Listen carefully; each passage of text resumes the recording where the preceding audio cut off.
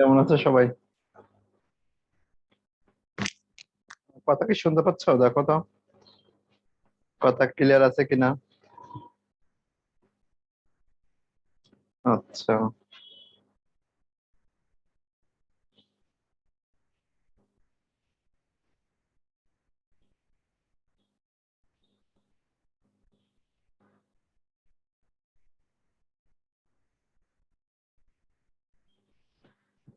আজকে যে পার্টিসিপেট কম অনেক, নাকি আসবে এখনো? আজকে ভাই ওই যে শিডিউলের বাইরে সময় হয়ে গেছে তো অনেকেরই, Okay, এই জন্য সমস্যা। আসবে আস্তে আস্তে। আচ্ছা, তা দেখো আজকে লেকচার বেশি বড় না, ছোট একটু লেকচার আছে।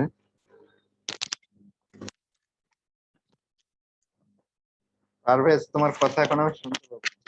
এই যে এটা লাগাইছি, তো এটা লাগালে আর শোনা যায় না। ওই মাইক্রোফোন থাকলে শোনা যেত। আচ্ছা, আমরা শুরু করি। হ্যাঁ, মৌলের পর্যায়বৃত্ত ধর্ম পড়ানোর কথা আজকে। এই জিনিস কিন্তু পরীক্ষাতে থাকবে তোমাদের এবার। মৌলের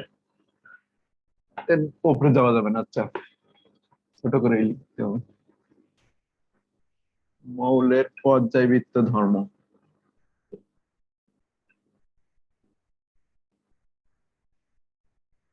তো এই পর্যায়বৃত্ত ধর্ম থেকে কি কি জিনিস আছে আমরা একটু দেখি।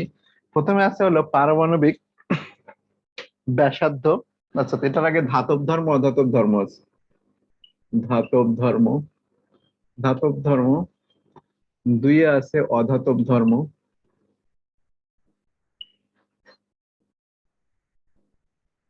তিনে আছে পারমাণবিক আকার বা পারমাণবিক ব্যাসার্ধ। পারমাণবিক আকার বা ব্যাসার্ধ যাই বলি একই জিনিস। তিনে চারে আছে আয়নীকরণ শক্তি।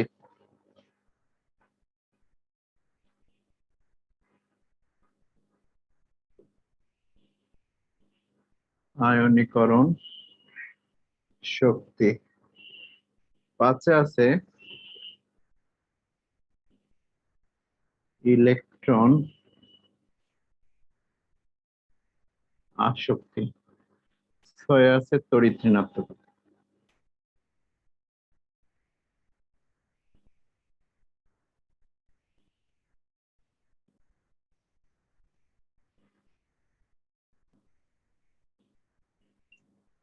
তড়িৎ ঋণাত্মকতা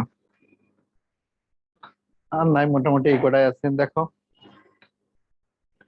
এবার এখান থেকে যদি বলি তোমাদের পরীক্ষাতে কোনটা ইম্পর্টেন্ট, পরীক্ষাতে এই যে পারমাণবিক আকার বা ব্যাসার্ধ, এই যে সিকিউ তে এটা খুবই ইম্পর্টেন্ট। আয়নীকরণ শক্তি সিকিউ, ইলেকট্রন আসক্তি সিকিউ। ধরে নাও এই তিনটা থেকে মাস্ট একটা থাকবেই, তোমাদের পরীক্ষাতে একটা থাকবেই তিনটা থেকে। অর্থাৎ পারমাণবিক আকার একই গ্রুপে কি হয়, একই পর্যায়ে কি ঘটনা ঘটে। আয়নীকরণ শক্তি একই গ্রুপে একই পর্যায়ে কিভাবে চেঞ্জ হয়। আর তড়িৎ ঋণাত্মক ইলেকট্রন আসক্তি একই গ্রুপ থেকে উপর থেকে নিচে বা একই পর্যায়ে বাম থেকে ডানে গেলে কি চেঞ্জ হয় সেটা পরীক্ষাতে থাকবে। তা আমাদের খুব ভালোভাবে বুঝতে হবে এই তিনটা জিনিস। যে কোনো তিনটা মৌল তোমাদের দিয়ে দিবে এ বি সি ডি দিয়ে, সেই তিনটার এই পারমাণবিক আকার, আয়নীকরণ শক্তি, ইলেকট্রন আসক্তি তুলনা করতে বলবে। ঠিক আছে, তা শুরুতেই আমরা ধাতব ধর্ম অধাতব ধর্ম থেকে দেখবো একটু, যে এটা এমসিকিউ তে আসতে পারে এই দুইটা, যে একই গ্রুপের কি ঘটনা ঘটে, একই পর্যায়ে কি ঘটনা ঘটে। আর তড়িৎ ঋণাত্মকতা ইলেকট্রন আসক্তির মতো একই জিনিস। মেন জিনিস আমাদের এই তিনটা।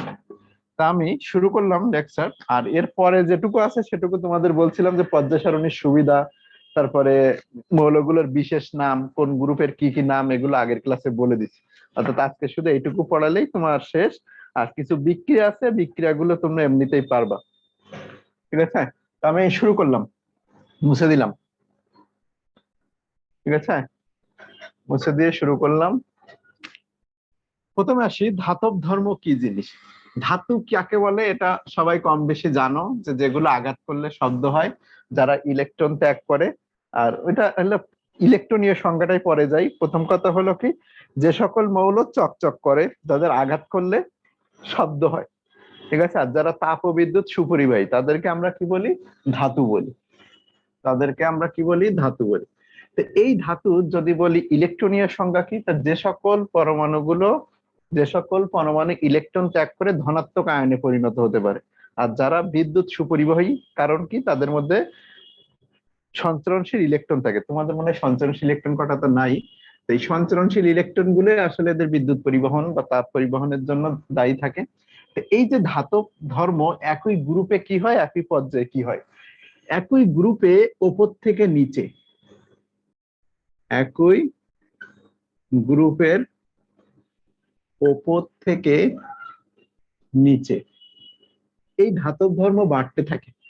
অর্থাৎ আমরা যদি দেখি লিথিয়াম, এই যে গ্রুপ 1, লিথিয়াম, সোডিয়াম, পটাশিয়াম, একই গ্রুপের উপর থেকে যতই নিচে যাইতে থাকবো এই ধাতব ধর্ম কি হতে থাকবে?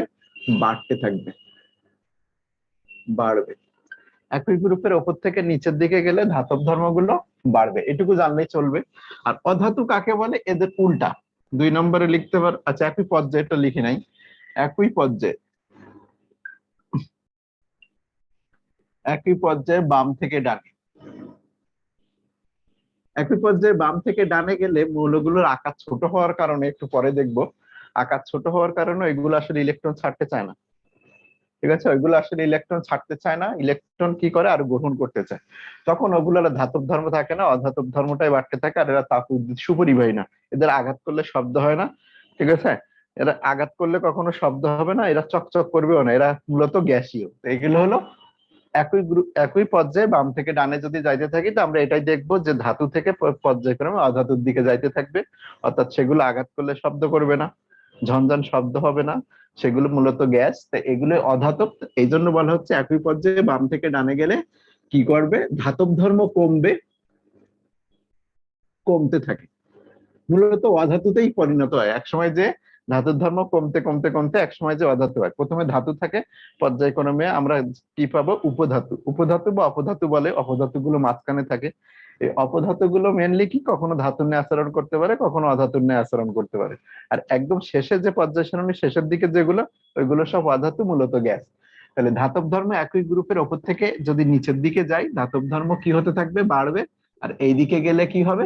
কমবে। এটুকু চিহ্ন দিলে আমরা বুঝতে পারি এইদিকে গেলে মূলত বাড়বে, আর ওইদিকে যদি আমরা যাইতে থাকি তা সেটা কি হবে? কমবে। ধাতব ধর্ম শেষ। এবার আসি অধাতব ধর্ম, 2 নম্বরটাতে চলে যাই। 2 নম্বরটা হলো অধাতব ধর্ম। তো অধাতব ধর্ম, ধাতব ধর্ম যদি বুঝতে পারি, তো এটা খুব ভালোভাবে বুঝতে পারবো যে একই গ্রুপের ওপর থেকে নিচের দিকে গেলে যদি ধাতব ধর্ম বাড়ে, তাহলে অধাতব ধর্মটা কি হতে থাকবে? এখানে ধাতব ধর্ম বাড়লে অধাতব ধর্ম কমবে, এটা বলার প্রয়োজন পড়ে না। আর একই পর্যায়ে বাম থেকে ডানে গেলে ওই অধাতব ধর্মগুলো কি হতে থাকবে? বাড়তে থাকবে। আর অধাতু কি জিনিসটা আমরা সবাই বুঝি, যে যেগুলো আঘাত করলে শব্দ হয় না, যাদের ধনাত্মক আয়নে পরিণত করা যায় না, মূলত ঋণাত্মক আয়ন দ্বারা।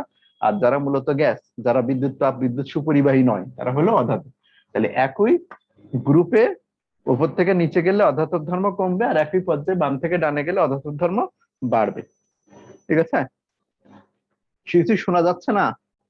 শোনা যাচ্ছে না? এই কথা শোনা যাওয়ার কথা। আমি এখানে দেখতে পাচ্ছি তো যে সব ক্লিয়ার আছে কিনা বলো তো। Sound clear? ওকে।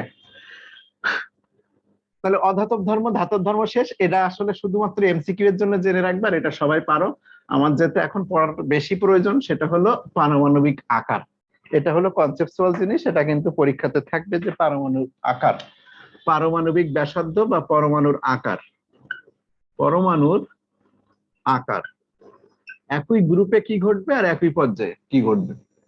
পরমাণুর আকার বা পারমাণবিক ব্যাসার্ধ বলতে পারো। পারমাণবিক ব্যাসার্ধ।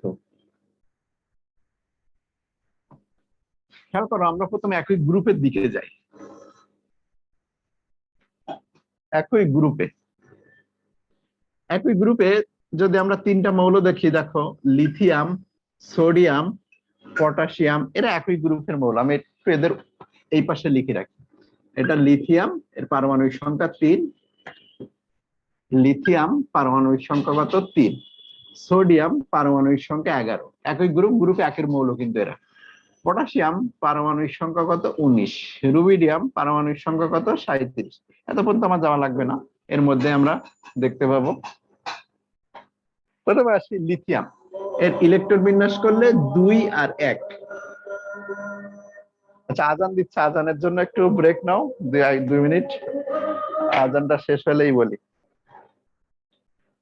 অধাতুর অধাতুর অক্সাইড সমূহ হলো ক্ষারীয় এবং এর দুইটাই হবে। আজানটা শেষ হোক, আজানের পরে কথা।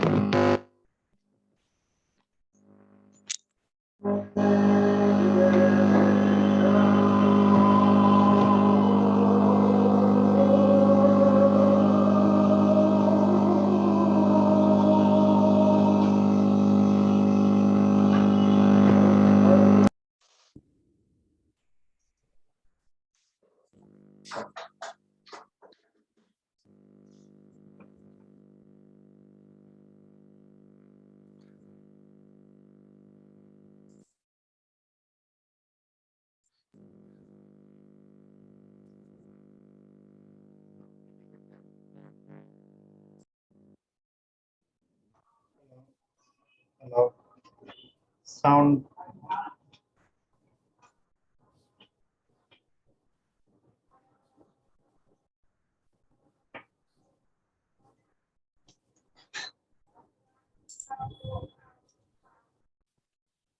হ্যালো হ্যালো, দেখো তো সাউন্ড এখন ঠিক হয়েছে কিনা? সাউন্ড কি এখন ঠিক হয়েছে? হ্যালো,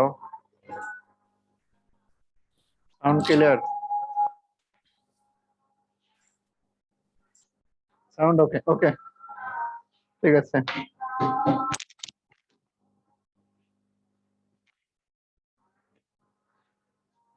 আচ্ছা, কি করে পারমাণবিক ব্যাসার্ধ আমরা দেখবো তার নামনি আমরা আগে যাই।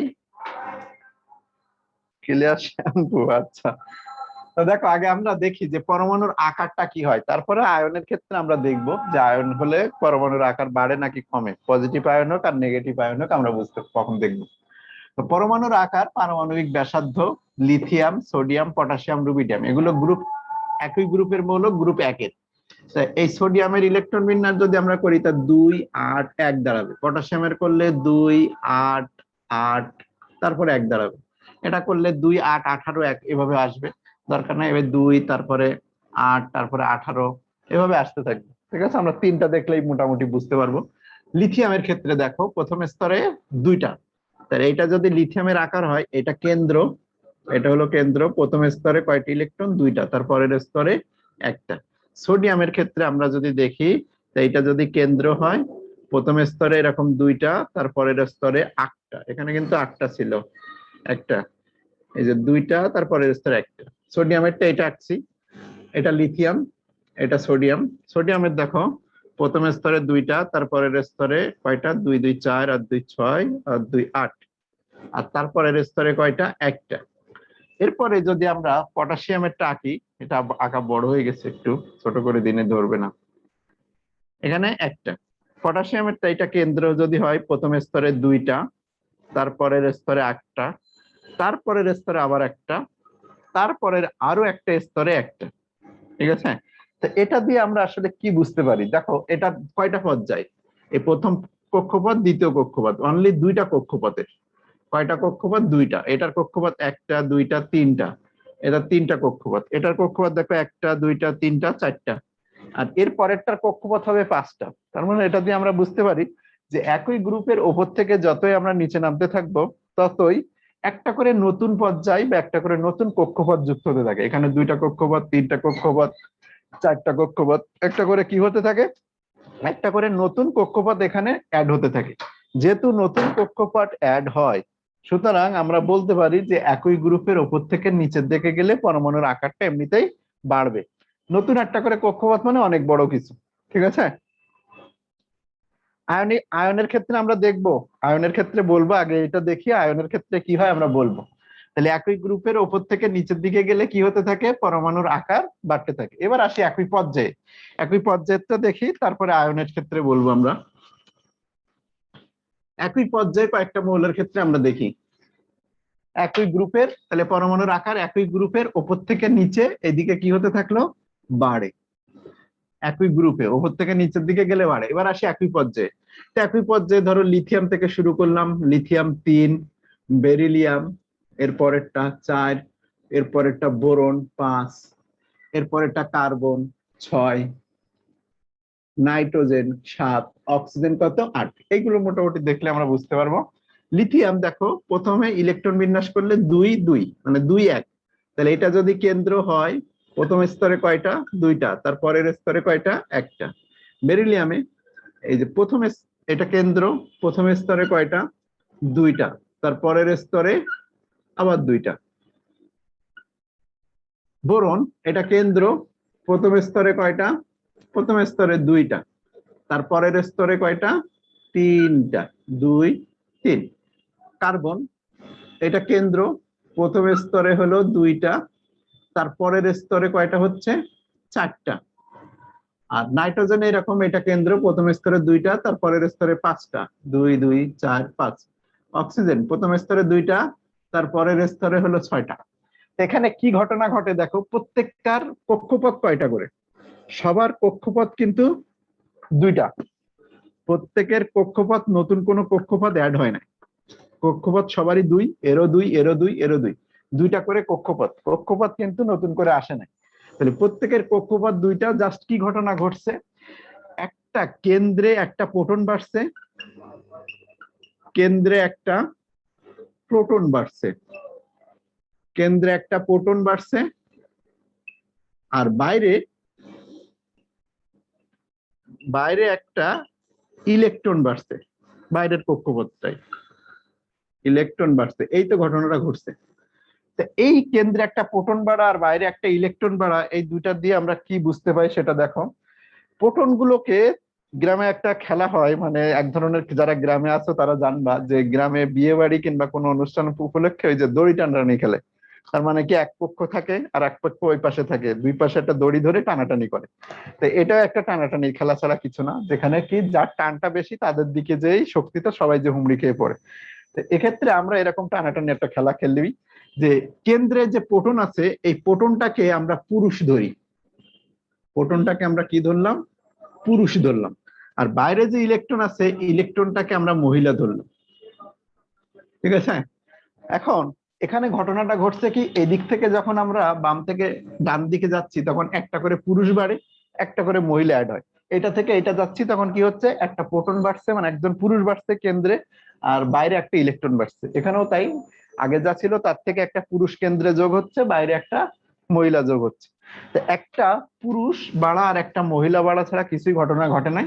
এই পুরুষগুলো কি করে, এই বাইরের মহিলাগুলোকে ভেতরের দিকে টানে। সবাই কিন্তু একই কাজ করতেছে, এই পুরুষগুলো বাইরের মহিলাগুলোকে ভেতরের দিকে টানে, বাইরের মহিলাগুলোকে ভেতরের দিকে টানে। এখন আমাকে বলো যে একটা পুরুষ মানুষ বেড়ে গেলে শক্তি বাড়বে না একটা মহিলা মানুষ বাড়লে শক্তি বাড়বে? অবশ্যই একটা পুরুষ মানুষ যদি কেন্দ্রে যুক্ত হয়, ওদের দলে ভারী হয়ে যাচ্ছে, শক্তিশালী বেশি হচ্ছে। তাহলে ওদের যদি কেন্দ্রে পুরুষ বাড়ে আর বাইরে যদি একটা মহিলা বাড়ে, আলটিমেটলি কেন্দ্রের শক্তিটাই বেড়ে যাচ্ছে। এই কারণে কেন্দ্রগুলো বেশি টানাটানি করবে, মানে বেশি ছোট করতে পারবে পরমাণুগুলোকে।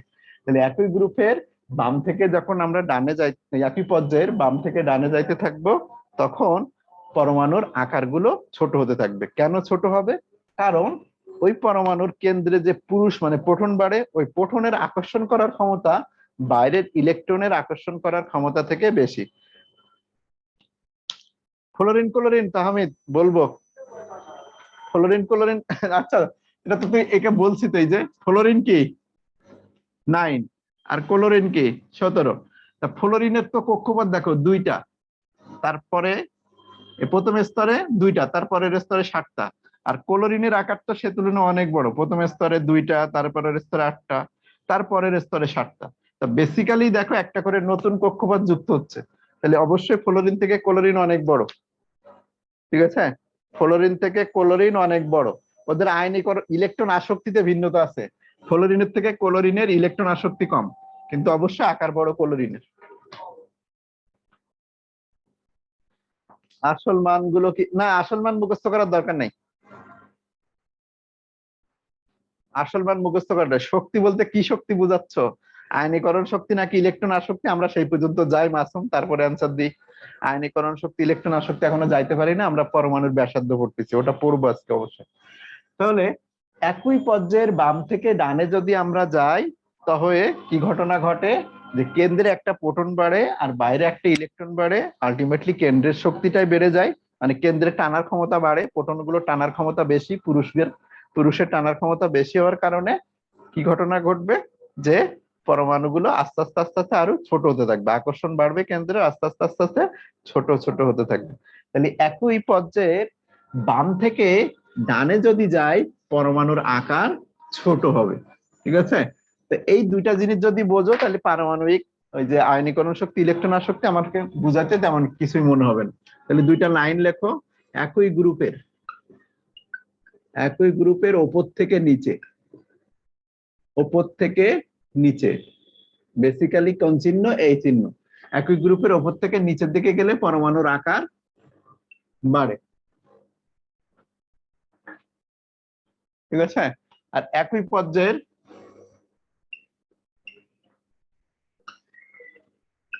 পর্যায়ের বাম থেকে ডানে, বাম থেকে ডানে বলতে এই দিকে, পরমাণুর আকার কি হবে, কমবে বা ছোট হবে। এটুকু ক্লিয়ার কিনা দেখো। ও টানার ক্ষমতা, প্রোটন সংখ্যা বাড়লে টানার ক্ষমতা বাড়বে, আর প্রোটন সংখ্যা যদি কমে তাহলে টানার ক্ষমতা কমে যাবে। তো একই গ্রুপের ওপর থেকে নিচের দিকে গেলে এমনিতেই চিন্তা করা লাগে না, নতুন একটা করে কক্ষপথ বাড়া শুরু করে, এ কারণে অবশ্যই বাড়বে। আর একই পর্যায়ে বাম থেকে ডানে যদি যাবা, তো একটা করে ইলেকট্রন বাড়ে আর একটা করে প্রোটন বাড়ে। কেন্দ্রে প্রোটন মানে পুরুষ বাড়া, আর বাইরের ইলেকট্রন মানে একটা মহিলা বাড়া। এবার তুমি নিজের কাছেই কোশ্চেনটা করো, যে একটা মহিলার শক্তি বেশি নাকি একটা পুরুষের শক্তি বেশি। অবশ্যই পুরুষদের দলে ভারী হয়ে যাচ্ছে, শক্তি বেশি হয়ে যাচ্ছে, তাহলে পুরুষ আরো বেশি টেনে ছোট করে ফেলবে। ফ্লোরিন, অবশ্যই ফ্লোরিন বড়, হিলিয়াম তো খুবই ছোট। হিলিয়াম কত, 2 না? তো এটা খুবই ছোট, একটাই কক্ষপথ, এটা কেন্দ্র যদি হয় একটা কক্ষপথে 2টা ইলেকট্রন, খুবই ছোট হিলিয়াম। আর ক্লোরিন তো ওর থেকে অবশ্যই, ফ্লোরিন ওর থেকে অনেক বড় হবে। প্রথমে এই যে একটা নতুন দেখো, এর প্রথম স্তরে 2টা, তারপরের স্তরে 7টা। আগে দেখবা কয়টা, আগে দেখবা যে কয়টা কক্ষপথ আছে। যদি কক্ষপথ একটা বেশি হয়, ছোট হওয়ার প্রশ্ন আসবে না, যার কক্ষপথ বেশি সে অবশ্যই বড় হবে। সোডিয়াম আর ব্রোমিন, সোডিয়ামের থেকে অবশ্যই ব্রোমিন বড় হবে। ব্রোমিনের পারমাণবিক সংখ্যা কত জানো? অনেক বড়, সোডিয়ামের থেকে ব্রোমিন অনেক বড়। সোডিয়ামের মাত্র 3টা কক্ষপথ, ব্রোমিনের 4-5টা। আয়নের ক্ষেত্রে দেখাবো, আচ্ছা আয়নের ক্ষেত্রে দেখাচ্ছি।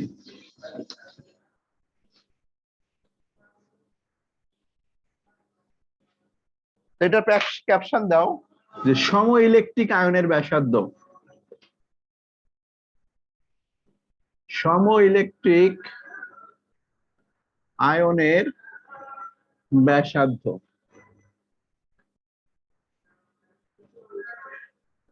এখানে যারা দেখবা সবাই এটাকে প্রোটনকে পুরুষ ধরবা,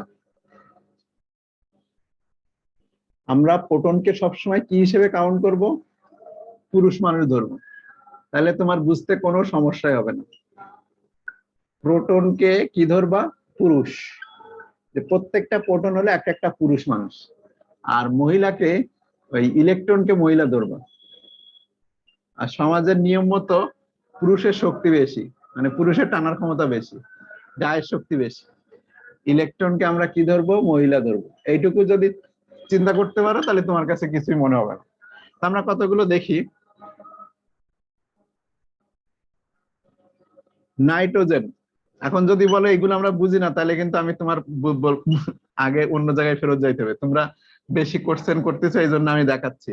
এখন যদি বলো যে এগুলো কিভাবে হয়েছে না হয়েছে, তাহলে কিন্তু হবে না।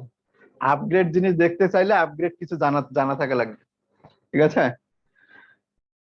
নাইট্রোজেন N3- যদি হয়, তো এখানে কয়টা প্রোটন আছে আমাকে বলো। এখানে প্রোটন কয়টা আর ইলেকট্রন কয়টা? যে কোশ্চেনটা করছো আয়নের ক্ষেত্রে, তনিম তুমি বলো যে এখানে প্রোটন কয়টা আর ইলেকট্রন কয়টা? প্রোটন 7টা, ইলেকট্রন 10টা। এখানে প্রোটন কয়টা? এই জায়গায় বলো প্রোটন হলো 8টা, ইলেকট্রন 10টা। এই জায়গায় প্রোটন 9টা, ইলেকট্রন 10টা। এই জায়গায় প্রোটন কয়টা? 11টা। আচ্ছা মাঝখানে একটা আচ্ছা নিয়ন থাক, দরকার নেই। এখানে ইলেকট্রন কয়টা? 10টা। ঠিক আছে, আমি মাঝখানে নিয়নটাকে বাদ ফেলেছি, নিয়নটা দিবা? দাও, সমস্যা নেই। নিয়ন, নিয়ন এখানে প্রোটন কয়টা? 10টা, ইলেকট্রন 10টা। সোডিয়াম এখানে প্লাস লিখছিলাম, এর প্রোটন কয়টা আছে? এর প্রোটন আছে 11টা, ইলেকট্রন আছে 10টা। তাহলে একটা জিনিস যদি দেখো, এদের প্রত্যেকের ইলেকট্রন সংখ্যা 10টা, এদের ইলেকট্রন বিন্যাস আমি যদি প্রত্যেকটার ইলেকট্রন বিন্যাস দিয়ে আমাদের আকৃতি ডাকতে চাই, প্রত্যেকটার আকারটা দেখো কেমন হবে সেটা। এটা যদি কেন্দ্র হয় তাহলে এদের ইলেকট্রন বিন্যাস করলে প্রথম স্তরে 2টা, আর তারপরের স্তরে কয়টা থাকবে? তারপরের স্তরে থাকবে 8টা। 2 2 4 আর 2 6 আর 2 কত? 8। ঠিক আছে, 2 2 4 আর 2 6 আর 2 কত? 8 হয়। ঠিক আছে, 30টার বেশি লাগে না। এবার খেয়াল করো, এইখানে 60টা পুরুষ মানুষ, এগুলো কি পুরুষ? এগুলো হলো পুরুষ। আর এই ইলেকট্রন গুলো কি? মহিলা। 60টা পুরুষ 10টা মহিলাকে ভেতরের দিকে টানে। চিন্তা করো, তুমি নিজের কাছে কোশ্চেন করবা যে 60টা পুরুষ 10টা মহিলাকে টানে, 8টা পুরুষ 10টা মহিলাকে টেনে ছোট করতে চায়, 9টা পুরুষ 10টা মহিলাকে টানে, 10টা পুরুষ 10টা মহিলাকে টানে, 11টা পুরুষ 10টা মহিলাকে টানে। এবার তুমি বলো যে কোনটা ছোট হবে আর কোনটা বড় হবে? প্রোটন গুলোকে পুরুষ ধরো, মহিলাগুলোকে, ইলেকট্রন গুলোকে মহিলা ধরো। এবার যে তানিম কোশ্চেন করছিল, এবার তুমি বলো কে বড় হবে? কে বড় হবে এবার দেখো। হ্যাঁ, সোডিয়াম সব থেকে ছোট হবে। 11টা পুরুষ যদি 10টা মহিলাকে টানে, ওই মহিলাগুলো আর কিছুই থাকবে না, একদম টেনে ছোট করে ফেলবে। আর এখানে 60টা পুরুষের থেকে 10টা মহিলা বেশি আছে, তাহলে এইটা হবে সব থেকে কি? বড়। অর্থাৎ আমি যেটা আঁকছি এইটা এইদিকে সব বড় হতে থাকবে। ঠিক আছে, এইদিকে বড় হতে থাকবে।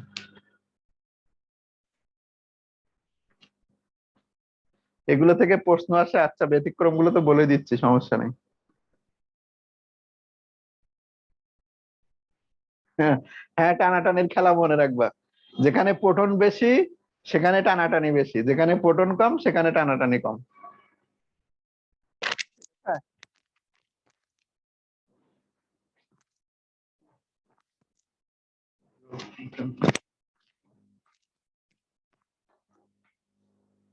অক্সিজেন বড় নাকি ফ্লোরিন? অক্সিজেন আর ফ্লোরিন এই দুইটার মধ্যে দিলাম। হ্যালো, ঠিক আছে।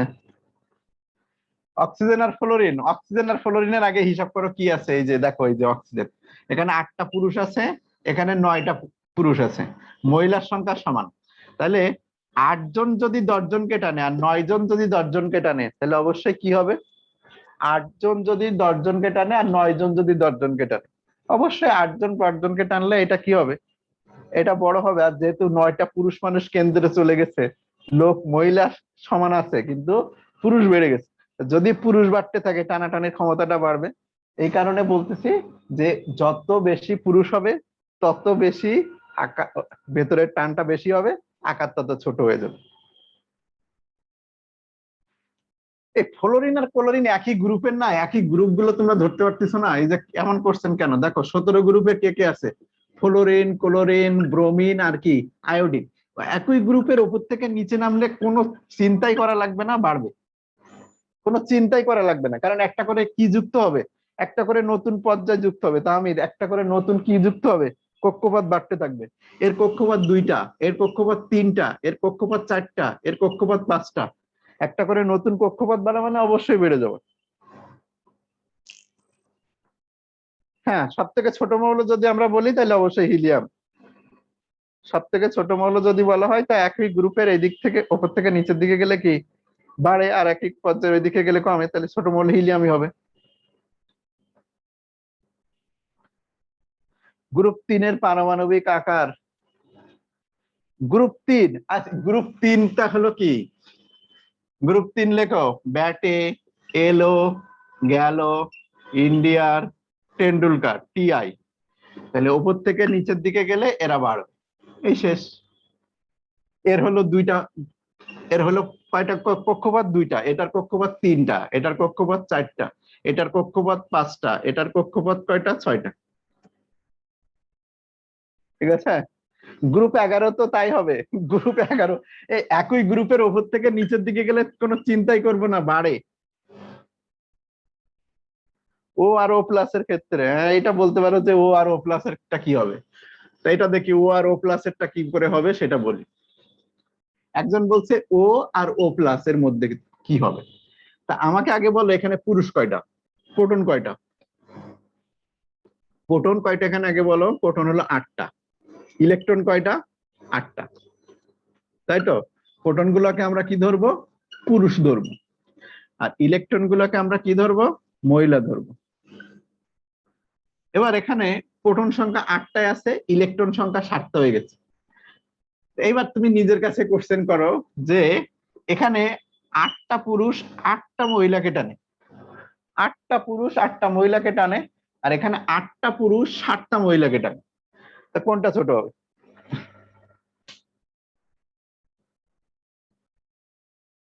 ঠিক আছে। 8টা পুরুষ 8টা মহিলাকে টানে, 8টা পুরুষ 7টা মহিলাকে টানে, তাহলে অবশ্যই এরা ছোট। এমনিতে বুঝতে পারবা। দেখো এখানে জোর বেশি, দেখবে জোর কাদের বেশি। ছোট হবে কেন?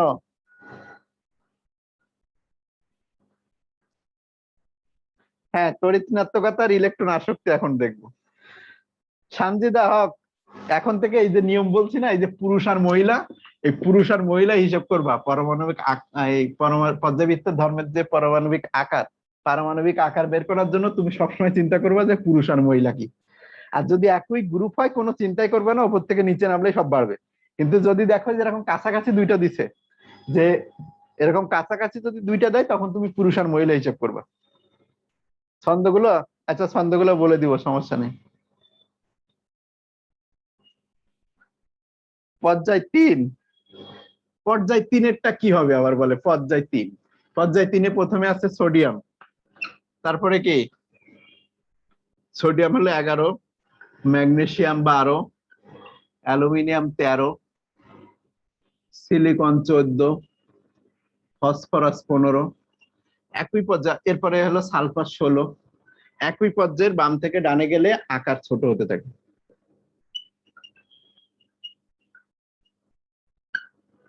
একই পর্যায়ে বাম থেকে ডানে গেলে আকার ছোট হতে থাকবে। একই পর্যায়ের বাম থেকে ডানে গেলে আকার ছোট হতে থাকবে। আর একই গ্রুপের ওপর থেকে যদি নিচে নামো আকার বাড়বে। না, এখানে ব্যতিক্রম নাই। এই পারমাণবিক ব্যাসার্ধে ব্যতিক্রম থাকে না। ব্যাসার্ধের ব্যতিক্রম হয়, কিন্তু সেগুলো তোমাদের এখন দরকার হবে না।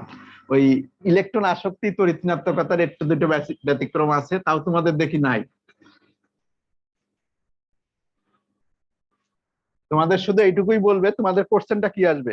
3টা মৌল দেওয়া থাকবে, ধরো এরকম দিচ্ছে যে 3টা পরমাণু, একটা হলো এ, একটা বি আর একটা সি, দিয়ে বলছে কি যে এদের পারমাণবিক সংখ্যা একটা যথাক্রমে, এটা বললো যে এটা পারমাণবিক সংখ্যা 3, এটার পারমাণবিক সংখ্যা হলো 11, আর এটার পারমাণবিক সংখ্যা হলো 17।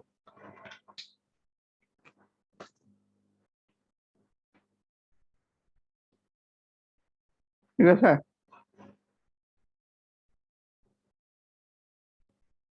হ্যালো, একটু ওয়েট করো তো।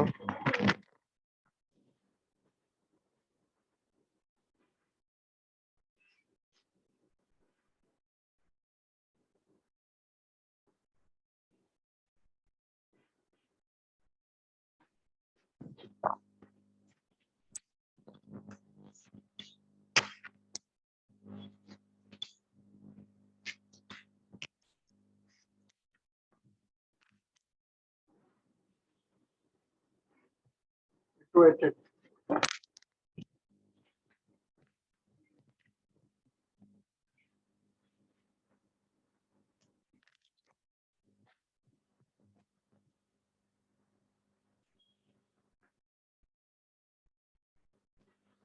হ্যাঁ, তাহলে এরকম যদি 3টে পরমাণু দেয়া থাকে, একটা হলো এ, বি, এটা, তাহলে একই গ্রুপ। দেখো এটা একই গ্রুপ কিভাবে বুঝবা বা একই পর্যায়ে কিভাবে বুঝবা, তা না বুঝলেও তোমার সুবিধা কি হবে, যে এদের পারমাণবিক সংখ্যা দেখবা, যে পারমাণবিক সংখ্যা কার বড় কার ছোট আছে।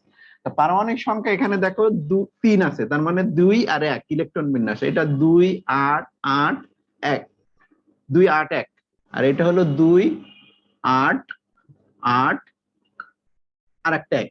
তো এটাকে যদি তুমি দেখো যে নতুন একটা করে পর্যায়, প্রথম পর্যায়ে 2টা, তারপরে পর্যায়ে কয়টা? একটা। হ্যালো, ওয়ালাইকুম আসসালাম। হ্যাঁ ওয়ালাইকুম আসসালাম, কোথা থেকে বলছেন?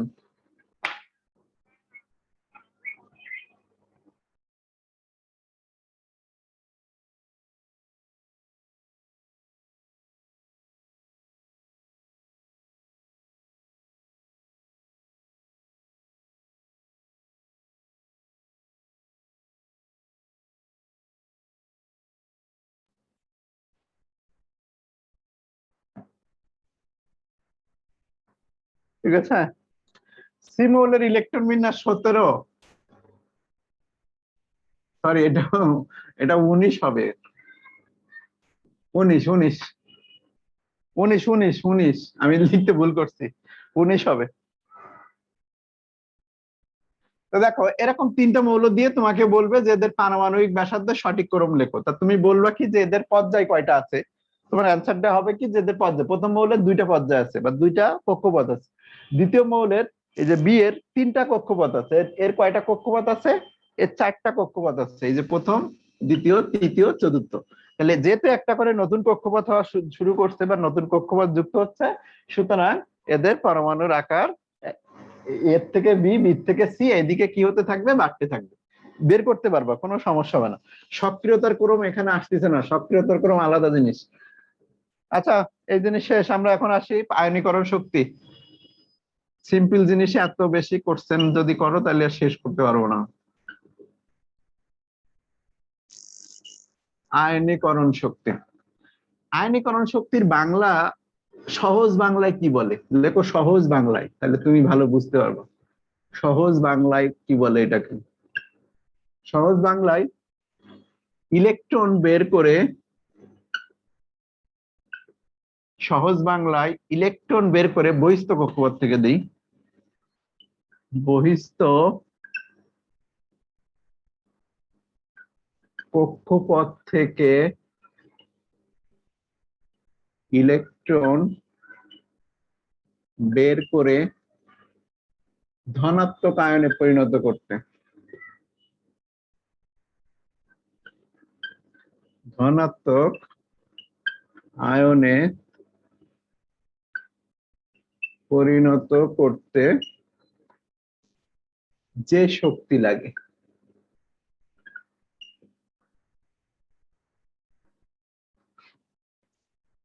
বহিস্থ কক্ষপথ থেকে একটা ইলেকট্রন বের করে ধনাত্মক আয়নে পরিণত করতে যে শক্তি লাগে, সেটাই হলো মূলত আয়নীকরণ শক্তি। তা একটা দেখি আমরা, ধরো সোডিয়াম আছে, কি আছে? এই সোডিয়াম, সোডিয়ামের একটা ইলেকট্রন বের করে আমরা সোডিয়াম প্লাস করতে যাচ্ছি, এটা করতে যে শক্তিটা লাগবে ডেল এইচ, এটাই হলো আমাদের আয়নীকরণ শক্তি। কেমন জিনিসটা? সোডিয়ামের পারমাণবিক সংখ্যা আমরা কত জানি? 11। তাহলে এটা যদি সোডিয়ামের কেন্দ্র হয়, প্রথম স্তরে কয়টা? 2টা, তারপরের স্তরে 2 আর 2 4 6 8টা, তারপরের স্তরে একটা আছে, এখানে দিই একটা। এই একটা ইলেকট্রনকে বের করে, এই একটা ইলেকট্রন বের করে এটাকে কেমন বানাইতে হবে? এইটা ইলেকট্রনটা যদি বের হয়ে যায় তো এটা এমন হয়ে যায়, প্রথম স্তরে 2টা, তারপরের স্তরে কয়টা থাকবে? 2 2 4 2 6 আর 2 8। এটা থেকে এইটা বানাতে তোমার যে শক্তি লাগবে সেটাকে আমরা বলতেছি আয়নীকরণ শক্তি। অর্থাৎ কোন পরমাণুর বহিস্থ স্তর থেকে ইলেকট্রন গুলোকে বের করে দিয়ে যদি এরকম ধনাত্মক আয়ন বানাইতে চাই, তা যে শক্তি আমাকে দিতে হবে সেটাকে আমরা বলি আয়নীকরণ শক্তি। বাইরের থেকে ইলেকট্রন গুলো কি করতে হবে? বের করতে হবে। কারণ এটা যদি ম্যাগনেসিয়াম হতো, ধরো ম্যাগনেসিয়াম আমরা 2টা ইলেকট্রনও বের করতে পারি, সমস্যা নাই, দ্বিতীয় আয়নীকরণ শক্তি বলে বেসিক্যালি সে সময়। ম্যাগনেসিয়াম কি হবে? 2+। এখানে 12 মানে 2টা ইলেকট্রন থাকবে, তাই 2টা ইলেকট্রনকে বের করে দিয়ে এরকম বানাইতে আমার যে শক্তি লাগবে সেটা হলো ম্যাগনেসিয়ামের দ্বিতীয় আয়নীকরণ শক্তি বা আয়নীকরণ শক্তি বলি, দ্বিতীয় বলার দরকার নাই, কারণ কঠিন মনে হবে। তো এই যে 2টা ইলেকট্রন বের করতে যে শক্তি লাগবে এখানে, তা ইলেকট্রন বের করে এরকম ধনাত্মক আয়নে পরিণত করতে যে শক্তি লাগবে সেটাকে আমরা বলি আয়নীকরণ শক্তি। এটা হলো সহজ বাংলায় সংজ্ঞাটা। এখন যদি তোমার বলি যে বইয়ের সংজ্ঞাটা দাও, তো বইয়ের সংজ্ঞাটা যখন দিবা তখন খেয়াল করো এখানে 1 মোল লিখলে হয়ে যায়, আর এই জায়গায় 1 মোল লিখলে হয়, আর এখানে যে সোডিয়াম প্লাস আছে এটা 1 মোল লিখলে হয়। তা ছিল কিরকম, এই যে এরকম প্রথম স্তরে 2টা, তারপরে 8টা, তারপরে স্তরে 1টা, এই ইলেকট্রনটা বের করতে হবে। তা ইলেকট্রন খামাখা কিন্তু বেরোবে না, অবশ্যই তার মধ্যে কি শক্তি দিতে হবে। তা ইলেকট্রন একটা, এই ইলেকট্রনটা সোডিয়ামের কাছে ছিল, এখন ওই ইলেকট্রনকে বের করতে গেলে ও কিন্তু স্বাভাবিক অবস্থায় বেরোবে না, অবশ্যই গ্যাসীয় অবস্থায় বেরোবে। একটা ঘরের থেকে একটা মহিলাকে বের করে দিবা, মানে সেই মহিলা সুখে শান্তিতে ঘর সংসার করতেছিল, তা সেই মহিলা কি কখনো বেরোবে? ওই ঘরে আগে আগুন ধরাইতে হবে, না আগুন জ্বালাই দিতে হবে, তাদের মধ্যে অশান্তি না হলে কিন্তু কখনো সে বাপের বাড়ি চলে যাবে না। তা এই জন্য বলা হচ্ছে যে গ্যাসীয় অবস্থায়, গ্যাসীয় অবস্থায় কোনো পরমাণুর বহিঃস্থ স্তর থেকে 1 মোল ইলেকট্রন বের করে 1 মোল ধনাত্মক আয়নে পরিণত করতে যে শক্তি লাগে সেটাকে বলে আয়নীকরণ শক্তি। তাহলে সংজ্ঞাটা এরকম হবে, বইয়ের সংজ্ঞা, যে গ্যাসীয় অবস্থায় কোন পরমাণুর বহিঃস্থ স্তর থেকে 1 মোল, কোন পরমাণুর বহিঃস্থ স্তর থেকে 1 মোল ইলেকট্রন বের করে 1 মোল ধনাত্মক আয়নে পরিণত করতে যে শক্তি লাগে তাকে আয়নীকরণ শক্তি বলে। তাহলে বইয়ের সংজ্ঞাটা আমি দিই এবার, গ্যাসীয় অবস্থায়, গ্যাসীয় অবস্থায় 1 মোল কোন গ্যাসীয় পরমাণুর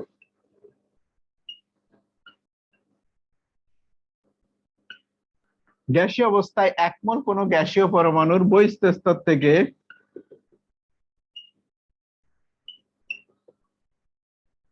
গ্যাসীয় অবস্থায় 1 মোল কোন গ্যাসীয় পরমাণুর বহিঃস্থ স্তর থেকে 1 মোল ইলেকট্রন বের করে 1 মোল ইলেকট্রন বের করে 1 মোল ধনাত্মক আয়নে পরিণত করতে। দেখো এটা বলছি, 1 মোল কোন গ্যাসীয় পরমাণুর বহিঃস্থ স্তর থেকে 1 মোল ইলেকট্রন বের করে 1 মোল ধনাত্মক আয়নে পরিণত করতে, 1 মোল ধনাত্মক আয়নে পরিণত করতে যে শক্তি লাগে, লিখে ফেলো যে শক্তি লাগে। আরে তাপ দিলে তো গ্যাস হয়ে যাবে, এমন তাপ দেওয়া হবে যে গ্যাসই হয়ে যাবে, বুঝতে পারছো?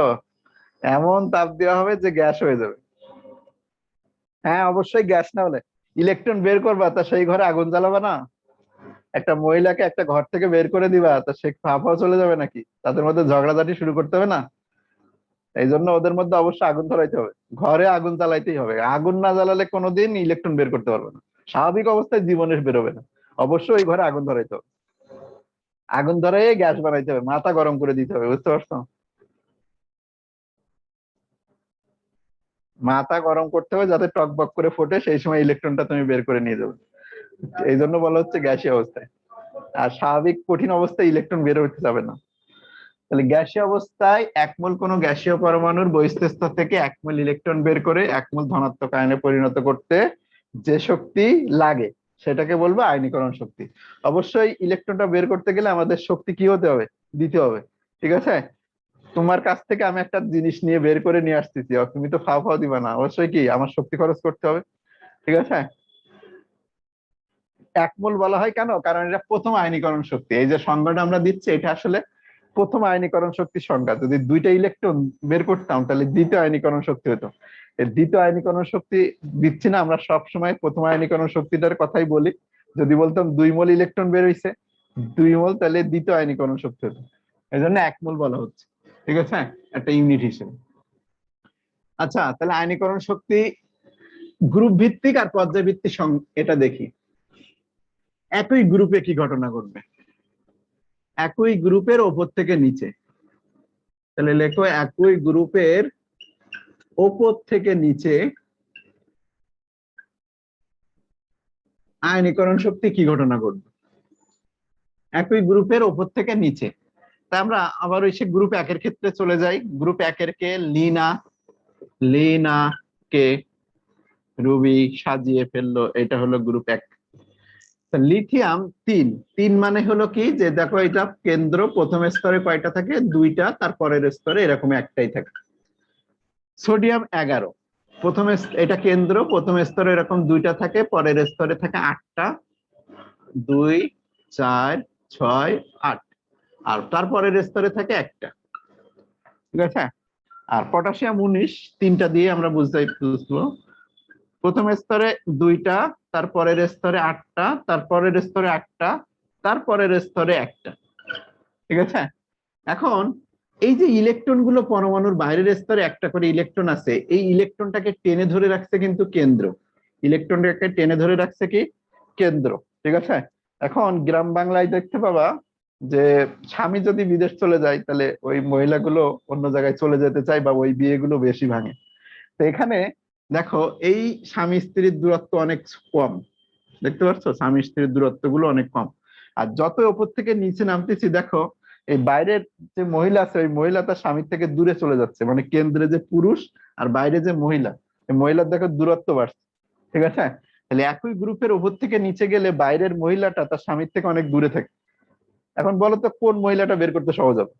এই তিনটার মধ্যে কোন মহিলা? এই মহিলাটাকে আমরা বের করতে চাচ্ছি, যে বাইরের যে ইলেকট্রনটা না, এটাকে আমরা বলতেছি মহিলা।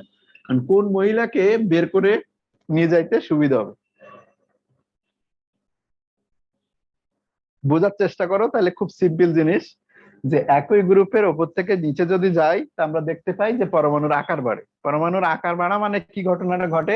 যে বাইরের ইলেকট্রনের প্রতি কেন্দ্রের দূরত্বটা বেড়ে যায়। ঠিক আছে? তাহলে বাইরের ইলেকট্রনের প্রতি যদি কেন্দ্রের দূরত্ব বাড়ে, কেন্দ্রটাই কিন্তু ইলেকট্রন গুলোকে টেনে ধরে রাখে। ঠিক আছে? হ্যাঁ। তাহলে যেহেতু ইলেকট্রনের দূরত্ব বেড়ে যাচ্ছে, এটার আকর্ষণ কম, মানে এখানে চোখের আড়াল হয়ে গেছে, বুঝতে পারছো? চোখের আড়াল হয়ে মনের আড়াল হবে। চোখের আড়াল হয়ে গেছে। যত নিচে যাব তত বেশি চোখের আড়াল হয়ে যাবে। দেখো এখানে খুব কাছাকাছি আছে, খুবই কাছাকাছি আছে, কেন্দ্রে হাজবেন্ডের খুব কাছাকাছি আছে। খুবই কাছাকাছি থাকলে তাদের মধ্যে কিন্তু ভালোবাসা বেশি থাকবে। তো যদি খুবই কাছাকাছি থাকে, তার মানে আকর্ষণ বেশি আছে। যদি আকর্ষণ বেশি হয়, তাহলে ওই ইলেকট্রনকে বের করাটা আমার জন্য কি হবে? কঠিন হবে। আর একই গ্রুপের ওপর থেকে নিচে যাই, যখনই দেখতে পাচ্ছি যে কেন্দ্রের প্রোটন থেকে বাইরের ইলেকট্রনের দূরত্ব অনেক বেশি, তার মানে কি? চোখের আড়াল তো মনের আড়াল। ঠিক আছে? ঠিকই আরেকজনের সাথে ভেগে চলে যাবে। তাই এখানে কম শক্তি লাগবে, এই মহিলাকে বেশি কষ্ট করা লাগবে না, অল্প কিছু শক্তি দিলেই সে এমনি চলে যাবে। তাহলে এর নিচে গেলে আরো কমবে। তো যদি আমরা বলি এই গ্রুপের আরো গুলোর কথা, তা লিনা, কে, রুবি সাজিয়ে ফেললো। তাহলে দেখো, এই গ্রুপের ওপর থেকে যদি নিচের দিকে যাই, সব থেকে কম শক্তি লাগবে একদম নিচেরটার, কারণ কি? ওইটার আকার অনেক বড়। ওর কেন্দ্রে যে পুরুষ মানুষটা আছে আর ওর বাইরে যে মহিলাটা আছে, ওদের দূরত্বটা অনেক বেশি। ঠিক আছে? তাহলে এখন বুঝতে পারছো কিনা? কাছাকাছি থাকলে ঝগড়া হয় বেশি, ঠিক আছে, কিন্তু হ্যাঁ 87, কাছাকাছি থাকলে ঝগড়া হয় ঠিক আছে, কিন্তু কিছুক্ষণ পর আবার মিটে যাবে। কিন্তু যদি একেবারে দূরে চলে যায়, তাহলে পরকীয়ার সম্পর্ক তৈরি করে আরেকজনের সাথে ভেগে যাবে। বুঝতে পারছো? ওই বলে না স্বামী বিদেশ, এই গ্রাম বাংলায় বলে, দেখবা যে স্বামী বিদেশ, তখন দেখবা ওই ঘরে যে ওখানে বেশি সমস্যা হয়েছে। হ্যাঁ, ঝগড়াঝাটি হলে পরেক্ষণে আবার ঠিক হয়ে যাবে। এই জন্য হ্যাঁ, out of side out of mind, এটাই। এটা মনে রাখবা যে এই এক আয়নীকরণ শক্তি হলে এটাই, out of side out of mind. একই গ্রুপের উপর থেকে নিচে গেলে তাদের দূরত্ব বাড়বে। দূরত্ব যদি বাড়ে, তাহলে কেন্দ্রের প্রতি কি ঘটবে? আকর্ষণটা বাইরের ইলেকট্রনের কমতে থাকবে, আর ইলেকট্রনের আকর্ষণ যদি কম থাকে, তাহলে সেটাকে বের করতে কম শক্তি লাগবে। ঠিক আছে? ওকে, তাহলে এবার আমি কেমিস্ট্রির ভাষায় বলি এই কথাগুলো, এবার রসায়নের ভাষায় তোমাকে বলি। আগে যদি এই ভাষায় বলতাম তোমার বুঝতে কষ্ট হতো, এই জন্য বলি নাই, রসায়নের ভাষায় বলি এবার। তাহলে তুমি লিখবা যে একই গ্রুপের ওপর থেকে নিচে গেলে পরমাণুর আকার বাড়তে থাকায় বহিস্থ ইলেকট্রনের প্রতি কেন্দ্রের আকর্ষণ বল কমে। এ কারণে একই গ্রুপের ওপর থেকে নিচের দিকে গেলে বহিস্থ স্তরের ইলেকট্রন বের করতে ধনাত্মক আয়নে, ইলেকট্রন বের করে ধনাত্মক আয়নে পরিণত করতে কম শক্তির প্রয়োজন হবে। অর্থাৎ একই গ্রুপের ওপর থেকে নিচের দিকে গেলে মৌলের আয়নীকরণ শক্তি কম। এখন বুঝতে পারছো কিনা যে একই গ্রুপের ওপর থেকে নিচের দিকে গেলে মৌলের আয়নীকরণ শক্তি অর্থাৎ ধনাত্মক আয়নে পরিণত করা হয় কিভাবে? ইলেকট্রন বের করতে। তো ইলেকট্রন বের করা মানে আসলে মহিলাকে বের করা, আর মহিলাকে বের করতে গেলে আমাদের কম শক্তির প্রয়োজন হবে। বুঝতে পারছো? এখন ক্লিয়ার হয়েছে কিনা? যদি যাই তাহলে আমি একই পর্যায়ে যাই, একই গ্রুপ শেষ, এবার আমরা একই পর্যায়ে যাই। তাহলে একই গ্রুপের ওপর থেকে নিচে এইদিকে যদি আমরা নামি তাহলে আয়নীকরণ শক্তি কি হয়ে যাবে? কমবে। কেন কমবে তার ব্যাখ্যা দিচ্ছি। এবার লেখো একই পর্যায়ে।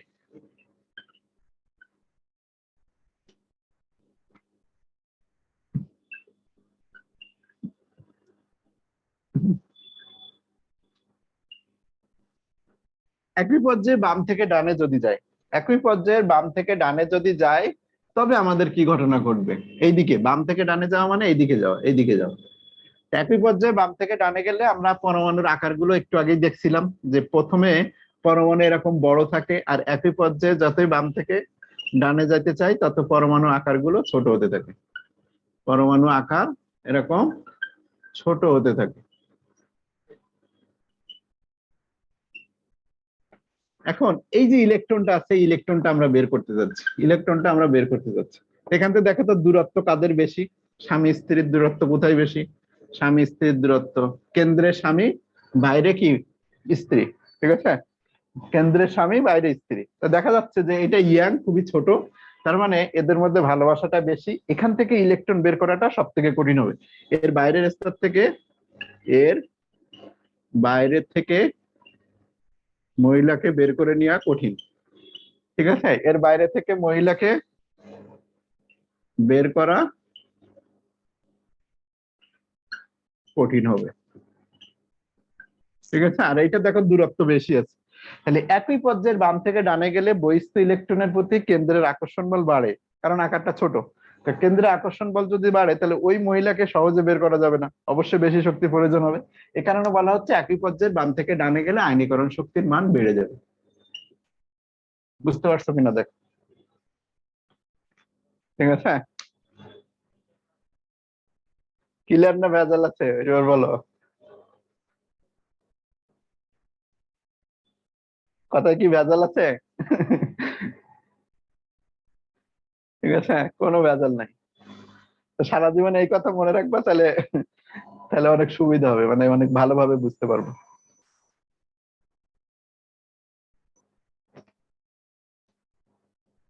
হ্যাঁ, এই জন্য দাও, কারে হেডফোন দাও। একই গ্রুপের ওপর থেকে নিচে, তাহলে যদি কমবে, আর একই পর্যায়ে বাম থেকে ডানে গেলে বাড়বে। এখন দেখো এদের কিছু ব্যতিক্রম আছে, এমন না যে ব্যতিক্রম নাই, ব্যতিক্রম আছে, কিন্তু তোমাদের মনে হয় না লাগবে। আমি একটু দেখাই দিই। এই একই পর্যায়ে একই গ্রুপে কোনো ব্যতিক্রম নাই, একই গ্রুপে কখনোই তুমি ব্যতিক্রম কিছু দেখতে পাবে না। এখানে কোনো ব্যতিক্রম নাই, কিন্তু এই একই পর্যায়ে দুই এক ব্যতিক্রম আছে। দেখো আমরা যদি দ্বিতীয় পর্যায়টা দেখি,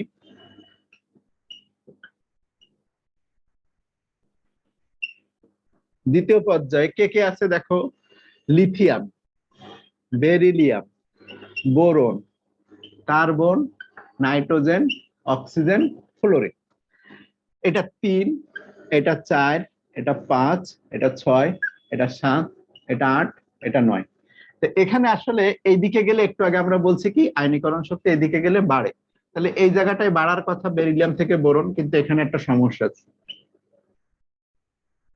এই যে নাইট্রোজেন আর অক্সিজেন যেটা আছে না, এখানে আর একটা সমস্যা আছে। বস্তুতপক্ষে এটার থেকে এটার বাড়ার কথা, এটার থেকে এটা বাড়ার কথা, কিন্তু বাস্তবে কম। ঠিক আছে, এটার থেকে এটার বাড়ার কথা, অর্থাৎ বেরিলিয়াম থেকে বোরনের আয়নীকরণ শক্তি বাড়ার কথা, কিন্তু বাস্তবে কম থাকে। আর নাইট্রোজেন থেকে অক্সিজেনের আয়নীকরণ শক্তি বাড়ার কথা, কিন্তু বাস্তবে কম থাকে। তো এর অ্যান্সারটা তোমাদের আমি দেখি নাই, তোমাদের দিতে আমি অল্প একটু কথাই বলে দিব। ঠিক আছে, অল্প একটু কথাই বলে দিব। তোমাদের তোমাদের আসে না, তোমাদের আসে না, আমি আসতে দেখি নাই। তোমাদের বইয়ে দেখলাম যে এই জিনিস দেয় কিনা, তোমাদের বইয়ে নাই, টেস্ট পেপারেও খুলে দেখছি এই জিনিস তোমাদের নাই। সুতরাং বলে দিই, যদি এমসিকিউ তে কাজে লাগে, আর রিটেনে তোমাদের মনে হয় না দিবে। তো দেখো এই বেরিলিয়াম থেকে বোরনের তোমাদের দেখছি কি যে 3-4টা মৌল দিয়ে তোমাদের বলছে কি এদের আয়নীকরণ শক্তির সঠিক ক্রমগুলো কি হবে, অর্থাৎ কোনটা থেকে কোনটার বেশি হবে। ঠিক আছে, তাহলে এই দিকে গেলে বাড়ার কথা। তাহলে এখানে আমরা যে সমস্যা দুটা খুঁজে পেলাম, সমস্যাটা দেখো যে কি সমস্যা। যে বেরিলিয়াম থেকে, 1 নম্বর সমস্যা পাইছে এখানে, বেরিলিয়াম থেকে বোরনের আয়নীকরণ শক্তি কম কেন? আয়নীকরণ কালকে ইন্টারের পড়াইছে এই জিনিস, শক্তি কম কেন? এদিকে গেলে বাড়ার কথা, কিন্তু বাস্তবে আমরা দেখতে পাচ্ছি এখানে কম।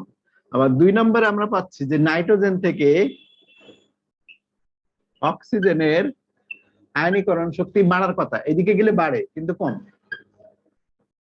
ওইদিকে গেলে কমে যাচ্ছে কেন? বুঝছে না? ফ্লোরিন ফ্লোরিন মাইনাস ওদিকে সব ঠিক আছে। এখানে দেখো আমরা পূর্ণ শক্তির অরবিটাল দেখতে পাই। এই যে পূর্ণ অরবিটাল কেমন, অর্ধপূর্ণ অরবিটাল কেমন, আর আংশিক পূর্ণ অরবিটাল কেমন, এই তিনটা যদি বোঝো তাহলে এই জিনিস বোঝানো খুব সহজ হবে। পূর্ণ অরবিটাল বলতে দেখো মিন করা হচ্ছে S2 কে। এস মানে কি? এস অরবিটাল, এস এ কয়টা ইলেকট্রন থাকে? 2টা ইলেকট্রন থাকতে পারে, ঠিক আছে? ইলেকট্রন আসক্তিতে ভিন্ন, ফ্লোরিন ক্লোরিনের আয়নীকরণ শক্তিতে ভিন্ন নাই। তো S2 দেখো, S2 হলো একটা পূর্ণ অরবিটাল। S2 যেমন এস অরবিটাল এরকম একটা ঘর থাকে, একটা ঘরে 2টা ইলেকট্রন, তাহলে এটা একটা পূর্ণ অরবিটাল। আবার পূর্ণ অরবিটাল আর একটা কি হতে পারে? P6 হতে পারে। দেখো এই যে S2 বা P6, এগুলো হলো পূর্ণ অরবিটাল। P6 মানে কি? পিতে সর্বোচ্চ কয়টা ইলেকট্রন থাকে? সর্বোচ্চ 6টা ইলেকট্রন থাকে। তোমরা ইলেকট্রন বিন্যাস করছো, তো এরকম যদি ইলেকট্রন বিন্যাস এরকম এরকম অবস্থায় থাকে, তাহলে দেখো এখানে স্বামী আর স্ত্রী একসাথে থাকে, স্বামী আর স্ত্রী একসাথে থাকে, একটা ঘরে একটা স্বামী একটা স্ত্রী। তো এরকম স্বামী স্ত্রী যদি একসাথে থাকে, ওই ঘরের থেকে কোনো মহিলাকে বের করার চিন্তাই করা যাবে না, মার খেয়ে একদম মরে যাইতে হবে, তুমি যাবা যে মার খেয়ে মরে যাবে। তো এরকম পূর্ণ অরবিটাল থেকে ইলেকট্রন বের করতে গেলে তোমার অবশ্যই মার খাইতে হবে।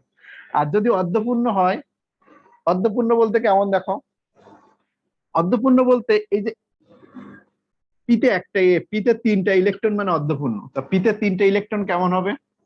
এই যে এখানে দেখাই, পিতে 3টা ইলেকট্রন দেখো, এই যে এরকম 3টা ইলেকট্রন, প্রত্যেকটা ঘরে একটা করে মহিলা থাকে। ওই একটা করে মহিলা এরা নিজেরাই ডিক্লেয়ার দেয় আমরা জীবনে বিয়ে করব না, ঠিক আছে? তো এরা যদি এরকম নিজেদেরকে ডিক্লেয়ার দিয়ে বলে আমরা সারা জীবন বিয়ে করব না, তো ওই মহিলাকে বের করা কঠিন হবে, ঠিক আছে? তাহলে অর্ধপূর্ণ থেকে পূর্ণ, এই যে পূর্ণ আর এটা হলো অর্ধপূর্ণ, পূর্ণ অরবিটাল থেকে মেয়ে বের করা সব থেকে কঠিন কাজ। আর অর্ধপূর্ণ এরা নিজেরা আগে থেকে বলছে আমরা বিয়েই করবো না, সুতরাং এখানেও একটু কঠিন, তবে পূর্ণ থেকে একটু সহজ হবে। আর আংশিক পূর্ণ যদি কেউ থাকে, যেমন এস এ একটা ইলেকট্রন, এইটা দেখো আংশিক পূর্ণ, একটা ইলেকট্রন আছে, ওই একটা ইলেকট্রন একা ঘরে একটা মহিলা যদি থাকে, ওই মহিলাকে তুমি সহজে বের করে নিতে পারবে, ঠিক আছে? একা ঘরে একটা মহিলাকে তুমি সহজে বের করে নিয়ে যেতে পারবে। তাহলে অর্ধপূর্ণ অরবিটাল থেকে ইলেকট্রন বের করা, পূর্ণ অরবিটাল থেকে ইলেকট্রন বের করা সব থেকে কি হবে? সব থেকে কঠিন কাজ হবে। অর্ধপূর্ণ থেকে ইলেকট্রন বের করা তুলনামূলক একটু সহজ, কিন্তু মোটামুটি কঠিনই। আর আংশিক পূর্ণ থেকে ইলেকট্রন বের করা সব থেকে সহজ কাজ। তা এখানে যে সমস্যাগুলো অ্যারাইজ করছে আমাদের দুইটাতে, এই যে বেরিলিয়াম, খেয়াল করো, এই বেরিলিয়ামের ইলেকট্রন বিন্যাস আমরা যদি করি বেরিলিয়াম 4, তাহলে 1s2 2s2। এই যে 2s2, এটা কি অরবিটাল পাইছি দেখো তো, এরকম পাইছি, পূর্ণ অরবিটাল পাইছি। তাহলে এই ঘরের মেয়ে বের করতে গেলে তোমার কি ঘটনা ঘটবে সেটা তুমি নিজেই চিন্তা করো। আর বোরনের ইলেকট্রন বিন্যাস যদি আমরা করে দেখি এটার, তাই এটা হলো 1s2 2s2 2p1।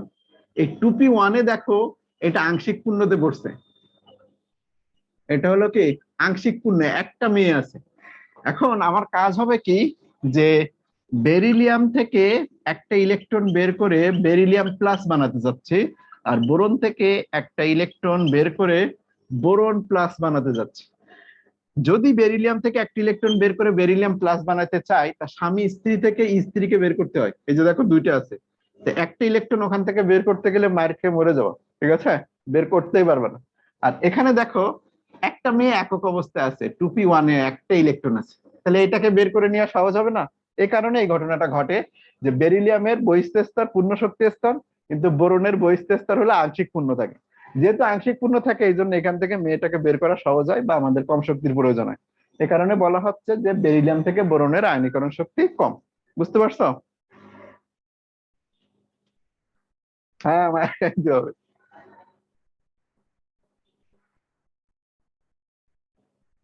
না, পর্যায়ে এরকম ঘটবে না, তার নামনি পর্যাতে এরকম হবে না। পর্যায় তো আকার এমনিতেই বড় হতে থাকে। আর মনে রাখতে হবে না, এইটুকুই বলছি, এইটুকুই অনেক, আর মনে রাখতে হবে না। এই মাসুদ, আর দরকার নাই, এইটুকুই অনেক, তোমাদের এর বাইরে যাইতে হবে না। তোমরা এখন নিচের ক্লাসে আসো, নিচের ক্লাসে থাকো, ইন্টারে আসো, ইন্টারে আসলে অনেক কিছু পড়ানো যাবে। বেরিলিয়াম থেকে বোরন, তাহলে আর একটা বাকি আছে এই যে নাইট্রোজেন থেকে অক্সিজেন। নাইট্রোজেন থেকে অক্সিজেনের একটা ব্যাখ্যা দিই একটু। তাহলে আর একটা সমস্যা কোথায়, নাইট্রোজেন থেকে অক্সিজেনের লেখো আয়নীকরণ শক্তি বেশি কেন, কম কেন? এই নাইট্রোজেন দেখো, খেয়াল করে আমরা আগেই বলছিলাম এদিক থেকে গেলে ওই দিকে আয়নীকরণ শক্তি বাড়ার কথা, কিন্তু বাস্তবে নাইট্রোজেন থেকে অক্সিজেনের কম কেন সেটা। নাইট্রোজেনের ইলেকট্রন বিন্যাস আমরা করি, এই যে নাইট্রোজেনের ইলেকট্রন বিন্যাস হলো নাইট্রোজেন 7, 1s2 2s2 2p3। এখানে দেখো তিনটা মেয়ে পাইছি আমরা, যে তিনটা মেয়ে নিজেদের আগে থেকেই বলছে কি আমরা সারা জীবন এভাবে থাকবে এক এক রুমে, আমরা জীবনে বিয়েই করবো না। এরা ডিক্লেয়ার দিছে এরা বিয়েই করবে না, একা থাকবে, এরা বিয়েই করবে না।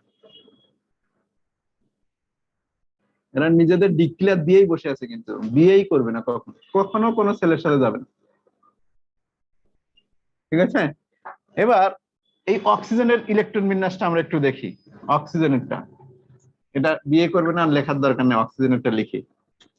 অক্সিজেন হলো O8, 1s2 2s2 2p4।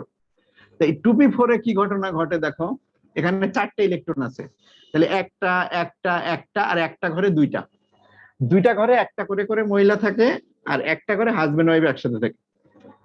এখানে অক্সিজেনে দেখো, তো এই অক্সিজেনেরটা দেখো যে একটা ঘরে আংশিক পূর্ণ, এক আংশিক পূর্ণ না, দুইটা ঘরে একটা একটা করে আছে, আর একটা ঘরে দুইজন আছে, কেমন একটা কি হয়ে গেল, আংশিক পূর্ণ হয়ে গেল। পূর্ণ অরবিটাল কি, পূর্ণ অরবিটাল হলো p6, আর অর্ধপূর্ণটা হলো কি p3, অর্ধপূর্ণটা হলো কি p3, এই p6 p3। তো এখানে এটা p3 হয়, এটাকে আমরা বলতেছি যে অর্ধপূর্ণ, অর্থাৎ p এর অর্ধেক পূর্ণ এখানে। আর এটা যেহেতু p4, এটা হলো আংশিক পূর্ণ। এবার যদি বাস্তব উদাহরণ দিই, তো এই তিন মেয়ে আগে থেকেই বলছিল কি আমরা বিয়ে করব না, আর এখানে যে 4টা আছে সেখান থেকে একটা করে হাজবেন্ড ওয়াইফ থাকে, দুইটা ঘরে দুইটা মেয়ে একা একা থাকে। ঠিক আছে, 2p4 আংশিক পূর্ণ। তো এই যে 2p4 এ যে একটা ঘরে একটা ইলেকট্রন আছে, এই ঘরটা আবার সমস্যা আছে। সমস্যা কি, এরা দিন রাত ঝগড়া করে। আর এই যে দুই বান্ধবী আছে না, যে হাজবেন্ড বাইরে চলে যায়, সেই এই বান্ধবীকে এসে কান পড়া দেয় যে তোর হাজবেন্ড তোর সাথে শুধু ঝগড়া করে, তোরে জ্বালায়, কোনো নাই, তুই এটাকে তালাক দে, তালাক দে। আমরা এরকম তিনটা ঘরে তিন বান্ধবী থাকি, হাসি খেলে থাকি, কোনো সমস্যা নাই। তখন এই ঘরে যেহেতু দিন রাত অশান্তি, আর ওই দুই বান্ধবী এসে যেহেতু এদের কান পড়া দেয়, হ্যাঁ, যে ওই তোর ওই হাজবেন্ডকে ছেড়ে দে, ঠিক আছে, তাহলে এখান থেকে একটা যে হাজবেন্ড আছে ওইটাকে সহজে খাদাই দেওয়া যায়, অর্থাৎ একটা ইলেকট্রনকে বের করে দেওয়া যায়। আর এখানে তিনজন তো আগে থেকেই বসে আছে একক হয়ে, যারা জীবনে বিয়ে করবে না বলেই দিচ্ছে। এবার বলো এখানে বেশি শক্তি লাগবে না এখানে বেশি শক্তি লাগবে? হ্যাঁ, সালফার ফসফরাস তৃতীয় পর্যায়ে দেখা যাবে, তৃতীয় পর্যায়ে দেখা যাবে। ঠিক আছে, তাহলে এই নাইট্রোজেনের থেকে ইলেকট্রন বের করা বেশি কঠিন হবে। তো নাইট্রোজেনের থেকে অক্সিজেনের আয়নীকরণ শক্তি কম হবে, নাইট্রোজেনের আয়নীকরণ শক্তি বেশি হবে। তা আমরা দুইটা কোশ্চেন দেখলাম, দুইটা কোশ্চেন থেকে তোমাদের ব্যতিক্রম দুইটা বলে দিই। যে দ্বিতীয় পর্যায়ের মৌলগুলোর আয়নীকরণ শক্তি সঠিক ক্রম তাহলে কি হয়। এটা দ্বিতীয় পর্যায় ছিল, এটা ছিল লিথিয়াম, এটা ছিল বেরিলিয়াম, এটা বোরন, এটা কার্বন, এটা নাইট্রোজেন, এটা হলো অক্সিজেন। তাহলে এখানে বলছিলাম একটা সমস্যা, এখানে সমস্যা, আর এখানে সমস্যা, এছাড়া আর কোথাও কিন্তু এর সমস্যা নাই, শুধু এই দুইটা জায়গায় সমস্যা আছে। তাহলে সঠিক ক্রমটা কি হবে, দ্বিতীয় পর্যায়ের মৌলগুলোর আয়নীকরণ শক্তি সঠিক ক্রম, এখানে সঠিক ক্রম কি হবে, প্রথমে লিথিয়াম তো বসে যাবে, লিথিয়ামের কোনো সমস্যা নাই। লিথিয়ামের থেকে এই বেরিলিয়াম আর বোরন এসে সমস্যা দেখা যাচ্ছে, যে বেরিলিয়াম আর বোরন এইদিকে বাড়ার কথা, কিন্তু বাস্তবে আমরা বোরনের কম পাচ্ছি। তাহলে আগে বি কে নিয়ে আসলাম, আর পরে বেরিলিয়ামকে নিয়ে গেলাম, কারণ এই বোরন থেকে বেরিলিয়ামের আয়নীকরণ শক্তি কি বেশি। কার্বনের জায়গায় কার্বনকে আমরা বসাই দিলাম, আর নাইট্রোজেন আর অক্সিজেনে দেখলাম যে অক্সিজেনের কম, তাহলে অক্সিজেনকে আগে নিয়ে আসলাম, নাইট্রোজেনের বেশি, নাইট্রোজেনকে পরে দিলাম। তারপরে হলো ফ্লোরিন, তারপরে নিয়ন। বুঝতে পারছো কিনা দেখো। আর কোথায় কোথায় সমস্যা আছে, আর দরকার নাই।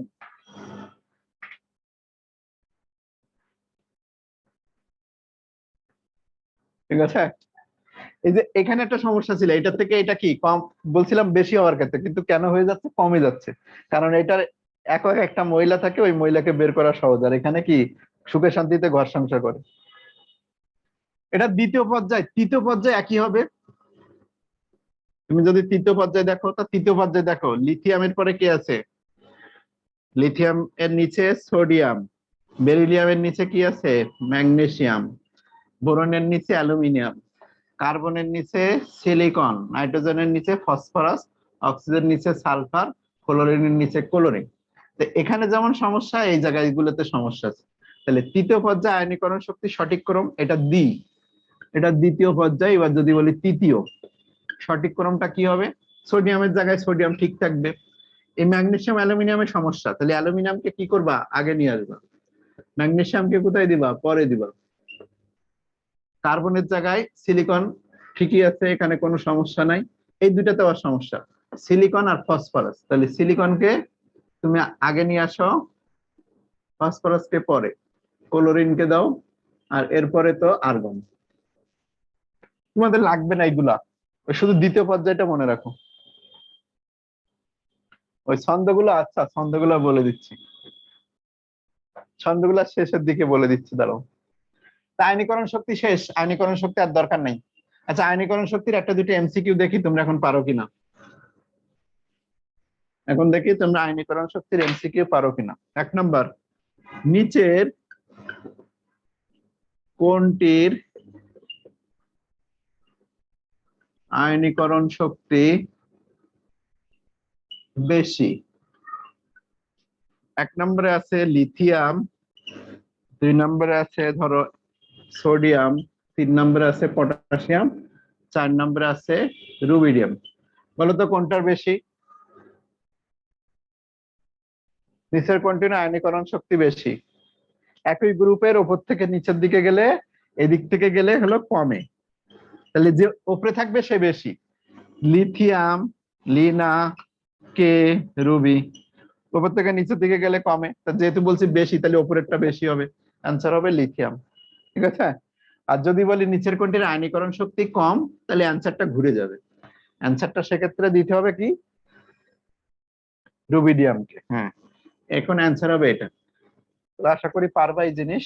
2 নম্বরে চলে যায়, নিচের কোনটির আয়নীকরণ শক্তি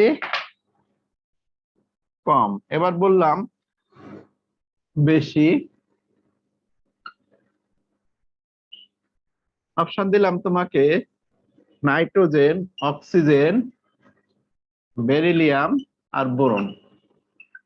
বলো তো কোনটা হবে, নিচের কোনটির আয়নীকরণ শক্তি বেশি? ওইদিকে গেলে কি বাড়ে, এই যে মধ্যে আছে, এই যে দেখো কার্বন, অক্সিজেন, নাইট্রোজেন, তাহলে এখানে বেশি হবে কার, নাইট্রোজেনের। ঠিক আছে, তাহলে এই কয়টা মনে রাখবা, শুধু মনে রাখলে আশা করি পারবা, এর বাইরে আসবে না। তোমাদের পরীক্ষাতে যে কোশ্চেনটা হবে, এখান থেকে এরকম যে কোনো 3টা মৌল দিয়ে দিবে, 3টা মৌল দিয়ে বলবে এদের আয়নীকরণ শক্তির ক্রমগুলো কি হবে। ঠিক আছে, তাহলে ওইটার ব্যাখ্যা দিবা যে কিভাবে হয়, ওইটা ব্যাখ্যাটা বললেই হয়ে যাবে। এখান থেকে যে কোনো 3টা মৌল তোমাকে সিলেক্ট করে দিয়ে দিবে, দিলেই হবে। ওকে, তো এই জিনিস দেখো, মনে রাখার আরো একটা সহজ উপায় আছে। এই যে লিথিয়াম তো লিথিয়ামের জায়গায় থাকে, এটাকে এইভাবে লেখা যায়, বিবি কন, বিবি কন। বিবি কন মানে কি, বিতে বি, তারপরে বি দিছি একটা, তার মানে বি, আর কন মানে সি ও এন। আর এদের আগেরটার পরেরটা তো কোনো সমস্যা নাই, ক্লোরিন, তাহলে এদের আগে লিথিয়াম তুমি বসাইতেই পারো, আর এদের পরে ফ্লোরিন তুমি বসাইতেই পারো।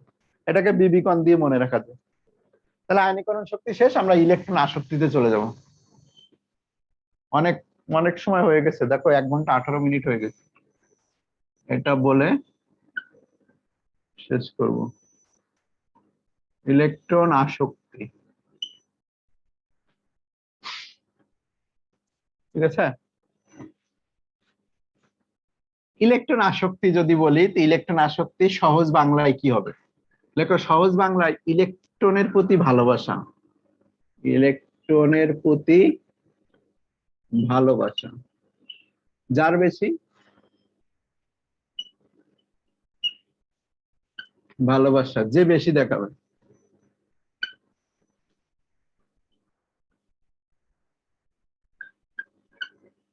ইলেকট্রনের প্রতি ভালোবাসা যে বেশি দেখাবে তার মানে ইলেকট্রন আসক্তি বেশি। ইলেকট্রনের প্রতি ভালোবাসা কিভাবে দেখায়? ইলেকট্রন গ্রহণ করে ঋণাত্মক আয়নে পরিণত হতে। ইলেকট্রন গ্রহণ করে, আচ্ছা এইভাবে লিখি, ইলেকট্রনকে ভালোবেসে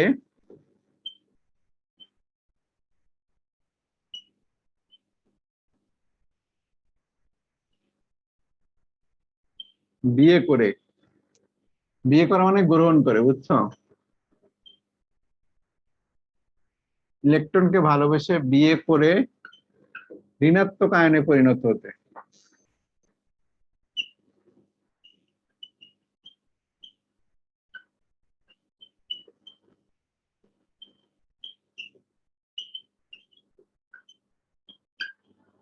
যে শক্তি নির্গত হয়,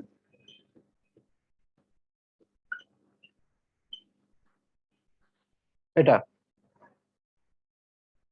ঠিক আছে, না হলে বুঝতে পারবে না, কম কথাই দিব। তো ইলেকট্রনকে ভালোবেসে বিয়ে করে ঋণাত্মক আয়নে পরিণত হতে যে শক্তি লাগে, অর্থাৎ আগে যা পড়ছো সেটা, এটা তার উল্টা। এই যেমন ক্লোরিন আছে, ক্লোরিন একটা ইলেকট্রনকে বিয়ে করে ক্লোরিন মাইনাস হবে, এটাকে আমরা বলতেছি ইলেকট্রন আসক্তি। তার মানে কি, কোনো পরমাণু থাকবে, ওই পরমাণুর ভেতরে এখন ইলেকট্রনকে ঢুকাইতে হবে, ঠিক আছে, অবশ্যই গ্যাস। তাহলে 1 মোল গ্যাস, 1 মোল, ঠিক আছে, 1 মোল। তাহলে 1 মোল গ্যাসীয় পরমাণুর বহিস্থ স্তরে 1 মোল ইলেকট্রন দিয়ে 1 মোল ঋণাত্মক আয়নে পরিণত করতে যে শক্তি নির্গত হয় সেটাকে বলবো আমরা ইলেকট্রন আসক্তি। ইলেকট্রনকে ভালোবাসা।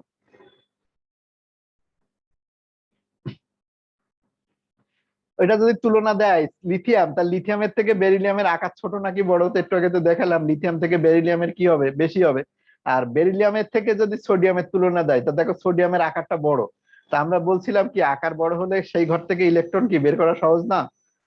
মাহির, তুমি বলছো যে, তুলনা করতে বলছো যে লিথিয়াম তার সাথে বেরিলিয়াম, লিথিয়ামের থেকে বেরিলিয়ামের তো একটু আগেই দেখলাম বেশি। আর বেরিলিয়ামের সাথে যদি তুমি সোডিয়ামের তুলনা করতে বলো, চিন্তা করবা কার আকারটা কেমন। বেরিলিয়ামের হলো প্রথম স্তরে 2টা, তারপরের স্তরে 2টা। আর সোডিয়ামের তো যদি দেখো প্রথম স্তরে 2টা, তারপরের স্তরে আবার 8টা, তারপরের স্তরে 1টা। তাহলে অবশ্যই সোডিয়ামের বাইরের ইলেকট্রনটা বের করতে কম শক্তি লাগবে। আর সোডিয়ামের থেকে যদি ম্যাগনেসিয়াম বলো, ম্যাগনেসিয়ামের সোডিয়ামের থেকে আকারটা কি ছোট হয়ে যাচ্ছে না? একই গ্রুপের বাম থেকে ডানে চলে যাচ্ছে, তাহলে অবশ্যই সোডিয়ামেরটা কি বেশি হবে, ওই সোডিয়ামের থেকে ম্যাগনেসিয়ামেরটা বেশি হবে, ঠিক আছে। এইভাবে হিসাব করতে হবে।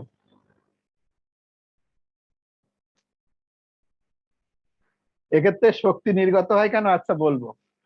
শক্তি কেন নির্গত হয় সেটা বলতেছি।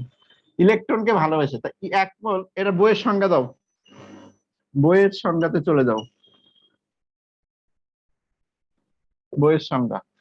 1 মোল গ্যাসীয় পরমাণুর বহিস্থ স্তরে 1 মোল ইলেকট্রন দিয়ে 1 মোল ঋণাত্মক আয়নে পরিণত করতে যে শক্তি নির্গত হয় সেটাকে ইলেকট্রন আসক্তি বলে। 1 মোল গ্যাসীয় পরমাণুর বহিস্থ স্তরে 1 মোল ইলেকট্রন দিয়ে 1 মোল ঋণাত্মক আয়নে পরিণত করতে যে শক্তি নির্গত হয় তাকে কি বলে? আয়নীকরণ শক্তি, ইলেকট্রন আসক্তি বলে। সোডিয়াম আর কেয়ার মধ্যে, সোডিয়াম আর কেয়ার, দেখো এই কেয়ার গুলো কি জানো, এরা হলো খুবই ভালো মানুষ, বুঝছো, এরা হলো নোবেল গ্যাস। এরা হলো কি? Nobel gas. নোবেল মানে কি? অভিজাত শ্রেণী।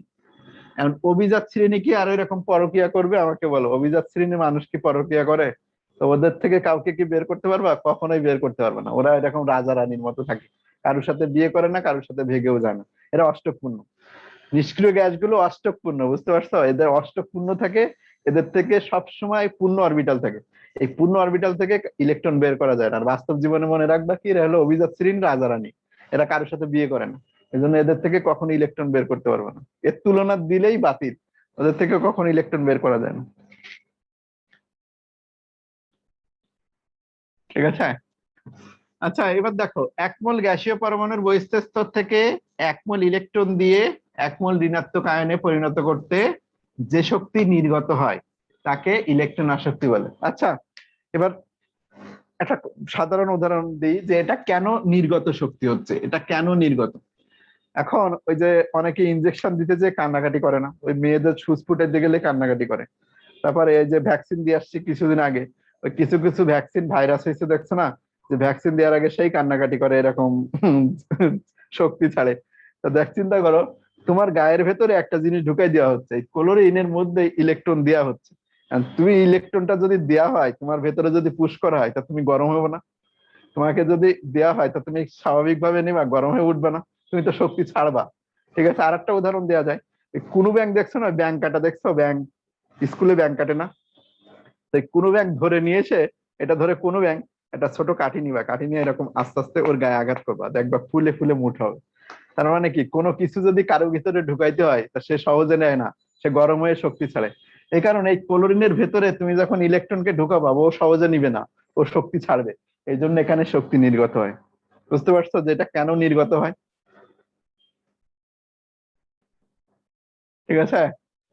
ছেলেরা ছেলেরাও কান্নাকাটি করে, হ্যাঁ কান্নাকাটি তো করবেই, ভেতরে কিছু ঢুকাইলে সে কি করবে, শক্তি ছাড়বে, গা গরম হয়ে উঠবে। আগে তাপমাত্রা যদি 98 থাকে, এখন 99 হতে পারে। অবশ্যই কি তাপমাত্রা বেড়ে গেছে 1 ডিগ্রি। এই যে শক্তি নির্গত হয়, ভেতরে কিছু ঢুকাইলেই কি হবে, সে সহজে নিবে না।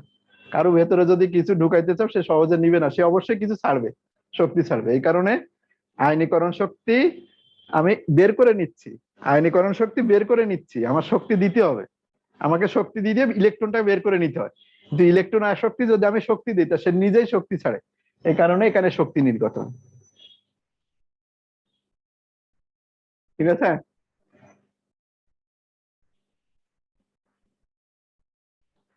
সোডিয়াম আর ব্রোমিন, দেখো, সোডিয়াম আর ব্রোমিন যদি হয়, তো এরা চিন্তা করে একই গ্রুপের কোন থেকে কোন দিকে যাচ্ছে, তৃতীয় পর্যায়ের মৌল নাকি চতুর্থ পর্যায়ে, আগে দেখবা। হ্যাঁ ভ্যাকসিন নিচ্ছে। একটা বলছে যে সোডিয়াম, আর হলো কি ব্রোমিন। তো দেখো, এই সোডিয়ামের থেকে ব্রোমিনের দূরত্ব আর আকার হিসাব করবা। ব্রোমিনের পারমাণবিক সংখ্যা কত জানো? ব্রোমিনের পারমাণবিক সংখ্যা দেখো 80। কত? দেখো, পারমাণবিক সংখ্যা বের করাটা আমি দেখাই দিই। ফ্লোরিন, ক্লোরিন, ব্রোমিন, আর হলো কি আয়োডিন। তো এখানে দেখো, ফ্লোরিন হলো 9, এটা হলো 17, এটা হলো 35, আর এটা হলো 53। আর সোডিয়ামেরটা দেখো, সোডিয়াম মাত্র 11। তো এই সোডিয়ামের থেকে ব্রোমিন কত বড় দেখছো? সোডিয়ামের থেকে ব্রোমিন কত দেখছো? অনেক বেশি বড় না? তা যদি অনেক বেশি বড় হয়, তবে তার বাইরে থেকে ইলেকট্রন বের করা সহজ নাকি কঠিন বলো? আমরা তোমাদের কি বলছি? বলছি যেখানে চোখের আড়াল হবে সেখানে মনের আড়াল হবে। স্বামী বিদেশ, স্বামী বিদেশ মানে মেয়ের লোককে সহজে বের করা যাবে। এটা হলো সব থেকে সহজ উপায়। তুমি চিন্তা করবা বড় নাকি ছোট। কাছাকাছি যদি হয় তাহলে কোনো সমস্যা নাই, কিন্তু যদি একটা থেকে আর একটা বড় হয়ে যায়, তাই তুলনা করাটা খুবই ইজি। যে স্বামী বিদেশ কিনা আগে চিন্তা করবো, চিন্তা করবা স্বামী বিদেশ কিনা। যদি দেখো স্বামী বিদেশ, তাহলে ওই মহিলাকে পরকীয়া করে ভাগায় নিতে পারবে, কোনো সমস্যা হবে না। বি আর এন এর মধ্যে তো তুলনা বললাম, জামিল, বি আর এন এর মধ্যে তুলনা বললাম না, এই যে কি একই গ্রুপে বললাম না, বেরিলিয়াম, প্রথমে বেরিলিয়াম, তারপরে বোরন, তারপরে এই যে বি বিকন একটু আগে তোমাদের কি দেখালাম, যে প্রথমে লিথিয়াম, লিথিয়াম থেকে কার বেশি, বোরন, তারপরে বেরিলিয়াম, তারপরে কে, কার্বন, তারপরে কে, অক্সিজেন, তারপরে কে, নাইট্রোজেন, তারপরে কি, ফ্লোরিন। এটা তো দেখাই দিলাম।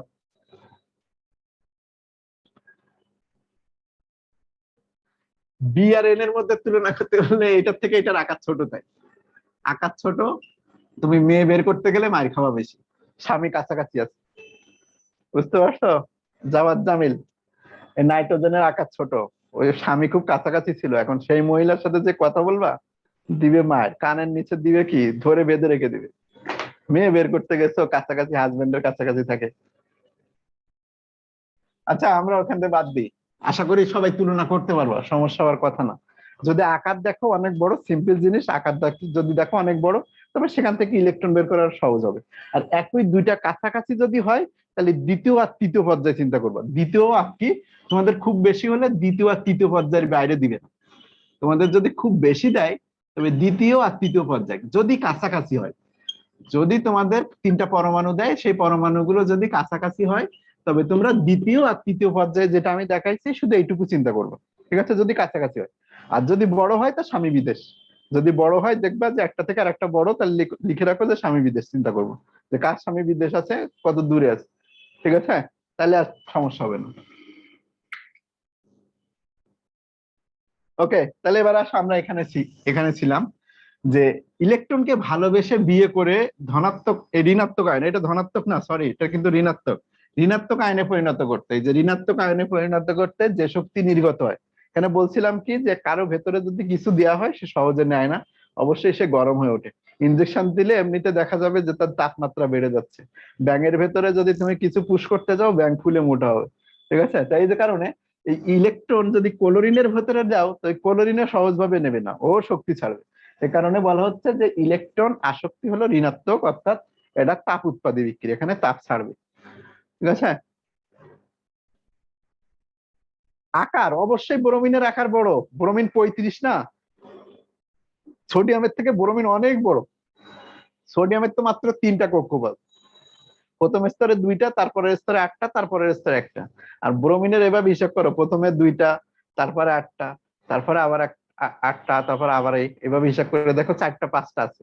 কত পর্যায়ে দেখো, ফ্লোরিন দ্বিতীয়, ক্লোরিন তৃতীয়, ব্রোমিন এই দ্বিতীয় তৃতীয় চতুর্থ, ব্রোমিন হলো চতুর্থ পর্যায়ে, আর সোডিয়ামের মাত্র তৃতীয় পর্যায়ে আছে। অবশ্যই ব্রোমিনের আকার অনেক বড়। আচ্ছা পর্যায়টা বলে দিচ্ছি কিভাবে পর্যায় হিসাব করবো একটু পরে। তাহলে ইলেকট্রন আসক্তির সংজ্ঞা দিয়ে দিলাম, বইয়ের সংজ্ঞা। ইলেকট্রন আসক্তির বইয়ের সংজ্ঞাটা কিভাবে বললাম, যে এক মোল গ্যাসীয় পরমাণুর বহিস্থ স্তরে এক মোল ইলেকট্রন দিয়ে এক মোল ঋণাত্মক আয়নে পরিণত করতে যে শক্তি নির্গত হয় তাকে ইলেকট্রন আসক্তি বলে, ইলেকট্রনের প্রতি ভালোবাসা। এখন আমরা চিন্তা করব এই ভালোবাসা কোথায় বেশি হবে। ইলেকট্রন আসক্তি মানে কি, ইলেকট্রন আসক্তির বাংলাটা মানে কি, ইলেকট্রনের প্রতি ভালোবাসা, ইলেকট্রনের প্রতি ভালোবাসা। তাহলে লেখো ইলেকট্রনের প্রতি ভালোবাসা কোথায় বেশি, ইলেকট্রনের প্রতি ভালোবাসা কার বেশি। তুমি সবসময় এই ইলেকট্রন আসক্তি বললে এই কথাটা চিন্তা করবে। তোমাকে যদি কেউ কিছু জিজ্ঞাসা করে ইলেকট্রন আসক্তি নিয়ে, তো তুমি চিন্তা করবে যে কার ভালোবাসাটা বেশি হবে। তাহলে একই গ্রুপে যাই প্রথমে, একই গ্রুপে, একই গ্রুপের ওপর থেকে নিচে নামি, আকারগুলো কি হতে থাকে, এরকম আকারগুলো বড় হতে থাকে না একই গ্রুপের ওপর থেকে নিচে। তাহলে এখানে একটা ইলেকট্রন আসলো, এখানে একটা ইলেকট্রন আসলো, এখানে একটা ইলেকট্রন আসলো, আমাদের কাজটা কি হবে, যে ক্লোরিনের মতো একটা ইলেকট্রন দিয়ে ক্লোরিন মাইনাস করা, অর্থাৎ ইলেকট্রনকে গ্রহণ করাতে হবে। এখন দেখো তো যে কোথায় এই ইলেকট্রনটাকে গ্রহণ করবে, কিন্তু এই কেন্দ্রের যে প্রোটন আছে না, ও এই ইলেকট্রনকে টানবে, কিন্তু এই কেন্দ্রে ছেলেটা বিয়ে করতে যাবে, ছেলেটা এই ইলেকট্রনটাকে টানবে, ঠিক আছে। তো দেখো তো কার ভালোবাসাটা বেশি হবে। হ্যাঁ শেষ করে দিব এবার, কার ভালোবাসাটা বেশি হবে, তোমরা অতিরিক্ত আবল তাবল কোশ্চেন করো, এজন্য ক্লাস দেরি হয়ে যায়।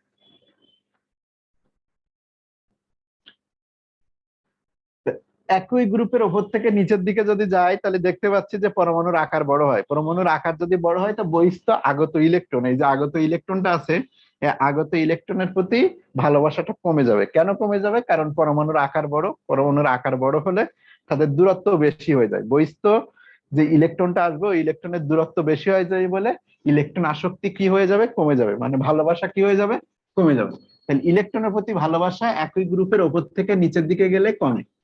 বুঝতে পারছো কিনা দেখো। ফিজিক্স ক্লাস কখন,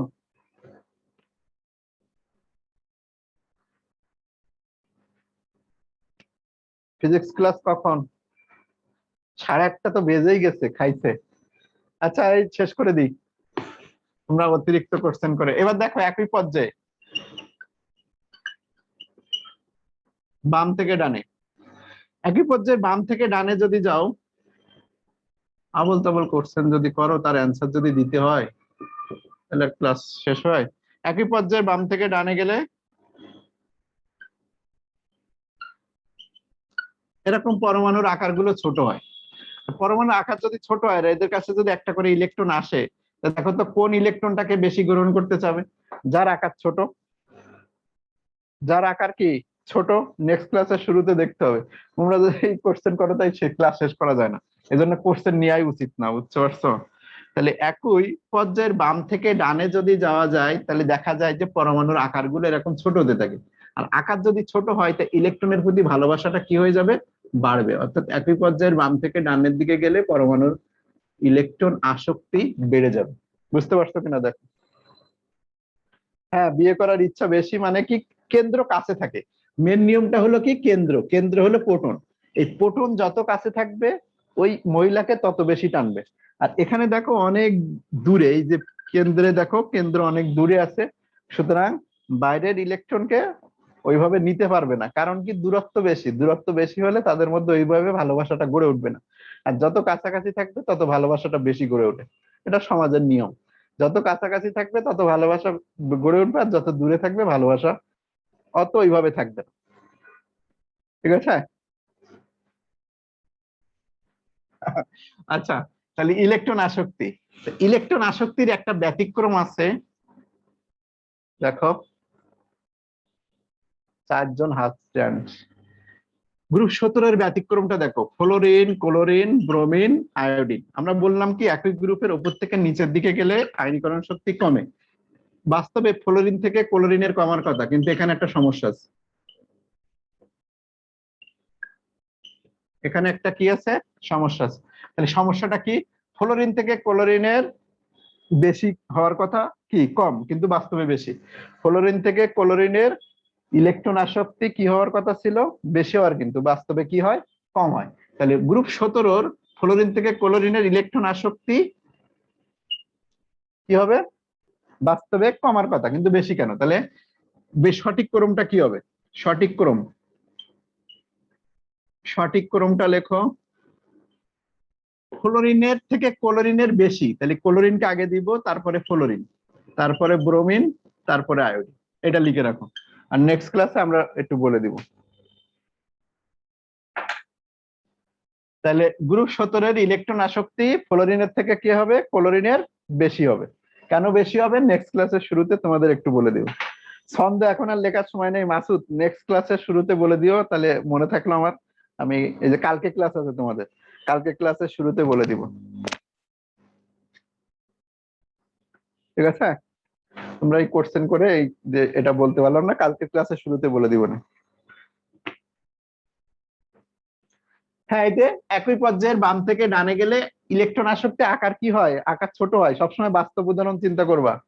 একই পর্যায়ের বাম থেকে ডানে গেলে আকারগুলো ছোট হয়। ছোট হলে ওই ছেলেগুলোর পাশে মেয়েগুলো বেশি আসতে পারে। তাহলে অবশ্যই ভালোবাসাটা বেশি হবে মেয়েদের প্রতি। আর একই পর্যায়ে ওপর থেকে নিচে গেলে পরমাণুগুলো এই বড়। তা বুড়াদের কাছে কি জোয়ান মেয়েরা যাবে বলতো? ওই নিচের দিকে গেলে বয়স বেড়ে যাচ্ছে না ওদের? ওই জোয়ান মেয়েগুলো, মেয়েগুলো কি বড় বুড়োদের পাশে যাবে? তাই বলো আমাকে।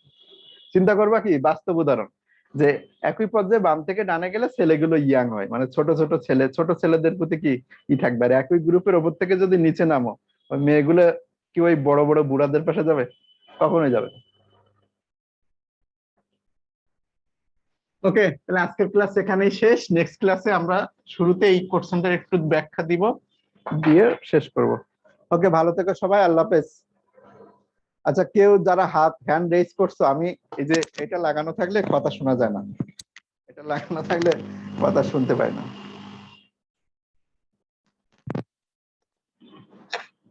ঠিক আছে।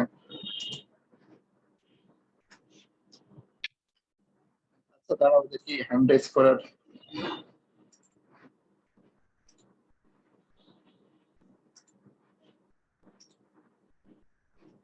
ক্লাস যেহেতু ভাই ক্লাস আরেকটা। শেষ? হ্যাঁ, ক্লাস শেষ ভাই। আচ্ছা আচ্ছা, ঠিক আছে ভাই। বাবুরা, তোমরা যাদের ম্যাথ আছে তারা 8:45-এ ম্যাথে জয়েন করবে, আর 8:45-এ বায়োলজিতে জয়েন করবে, যাদের যেটা আছে। ঠিক আছে, তাহলে এখন একটু চা পানি খেয়ে নাও। ওকে, ঠিক আছে ভাই, জাজাকাল্লাহ। আসসালামু আলাইকুম। শেষ করে দিচ্ছি। ওকে। তাহলে 8:45-এ, হ্যাঁ, তোমাদের নেক্সট ক্লাস।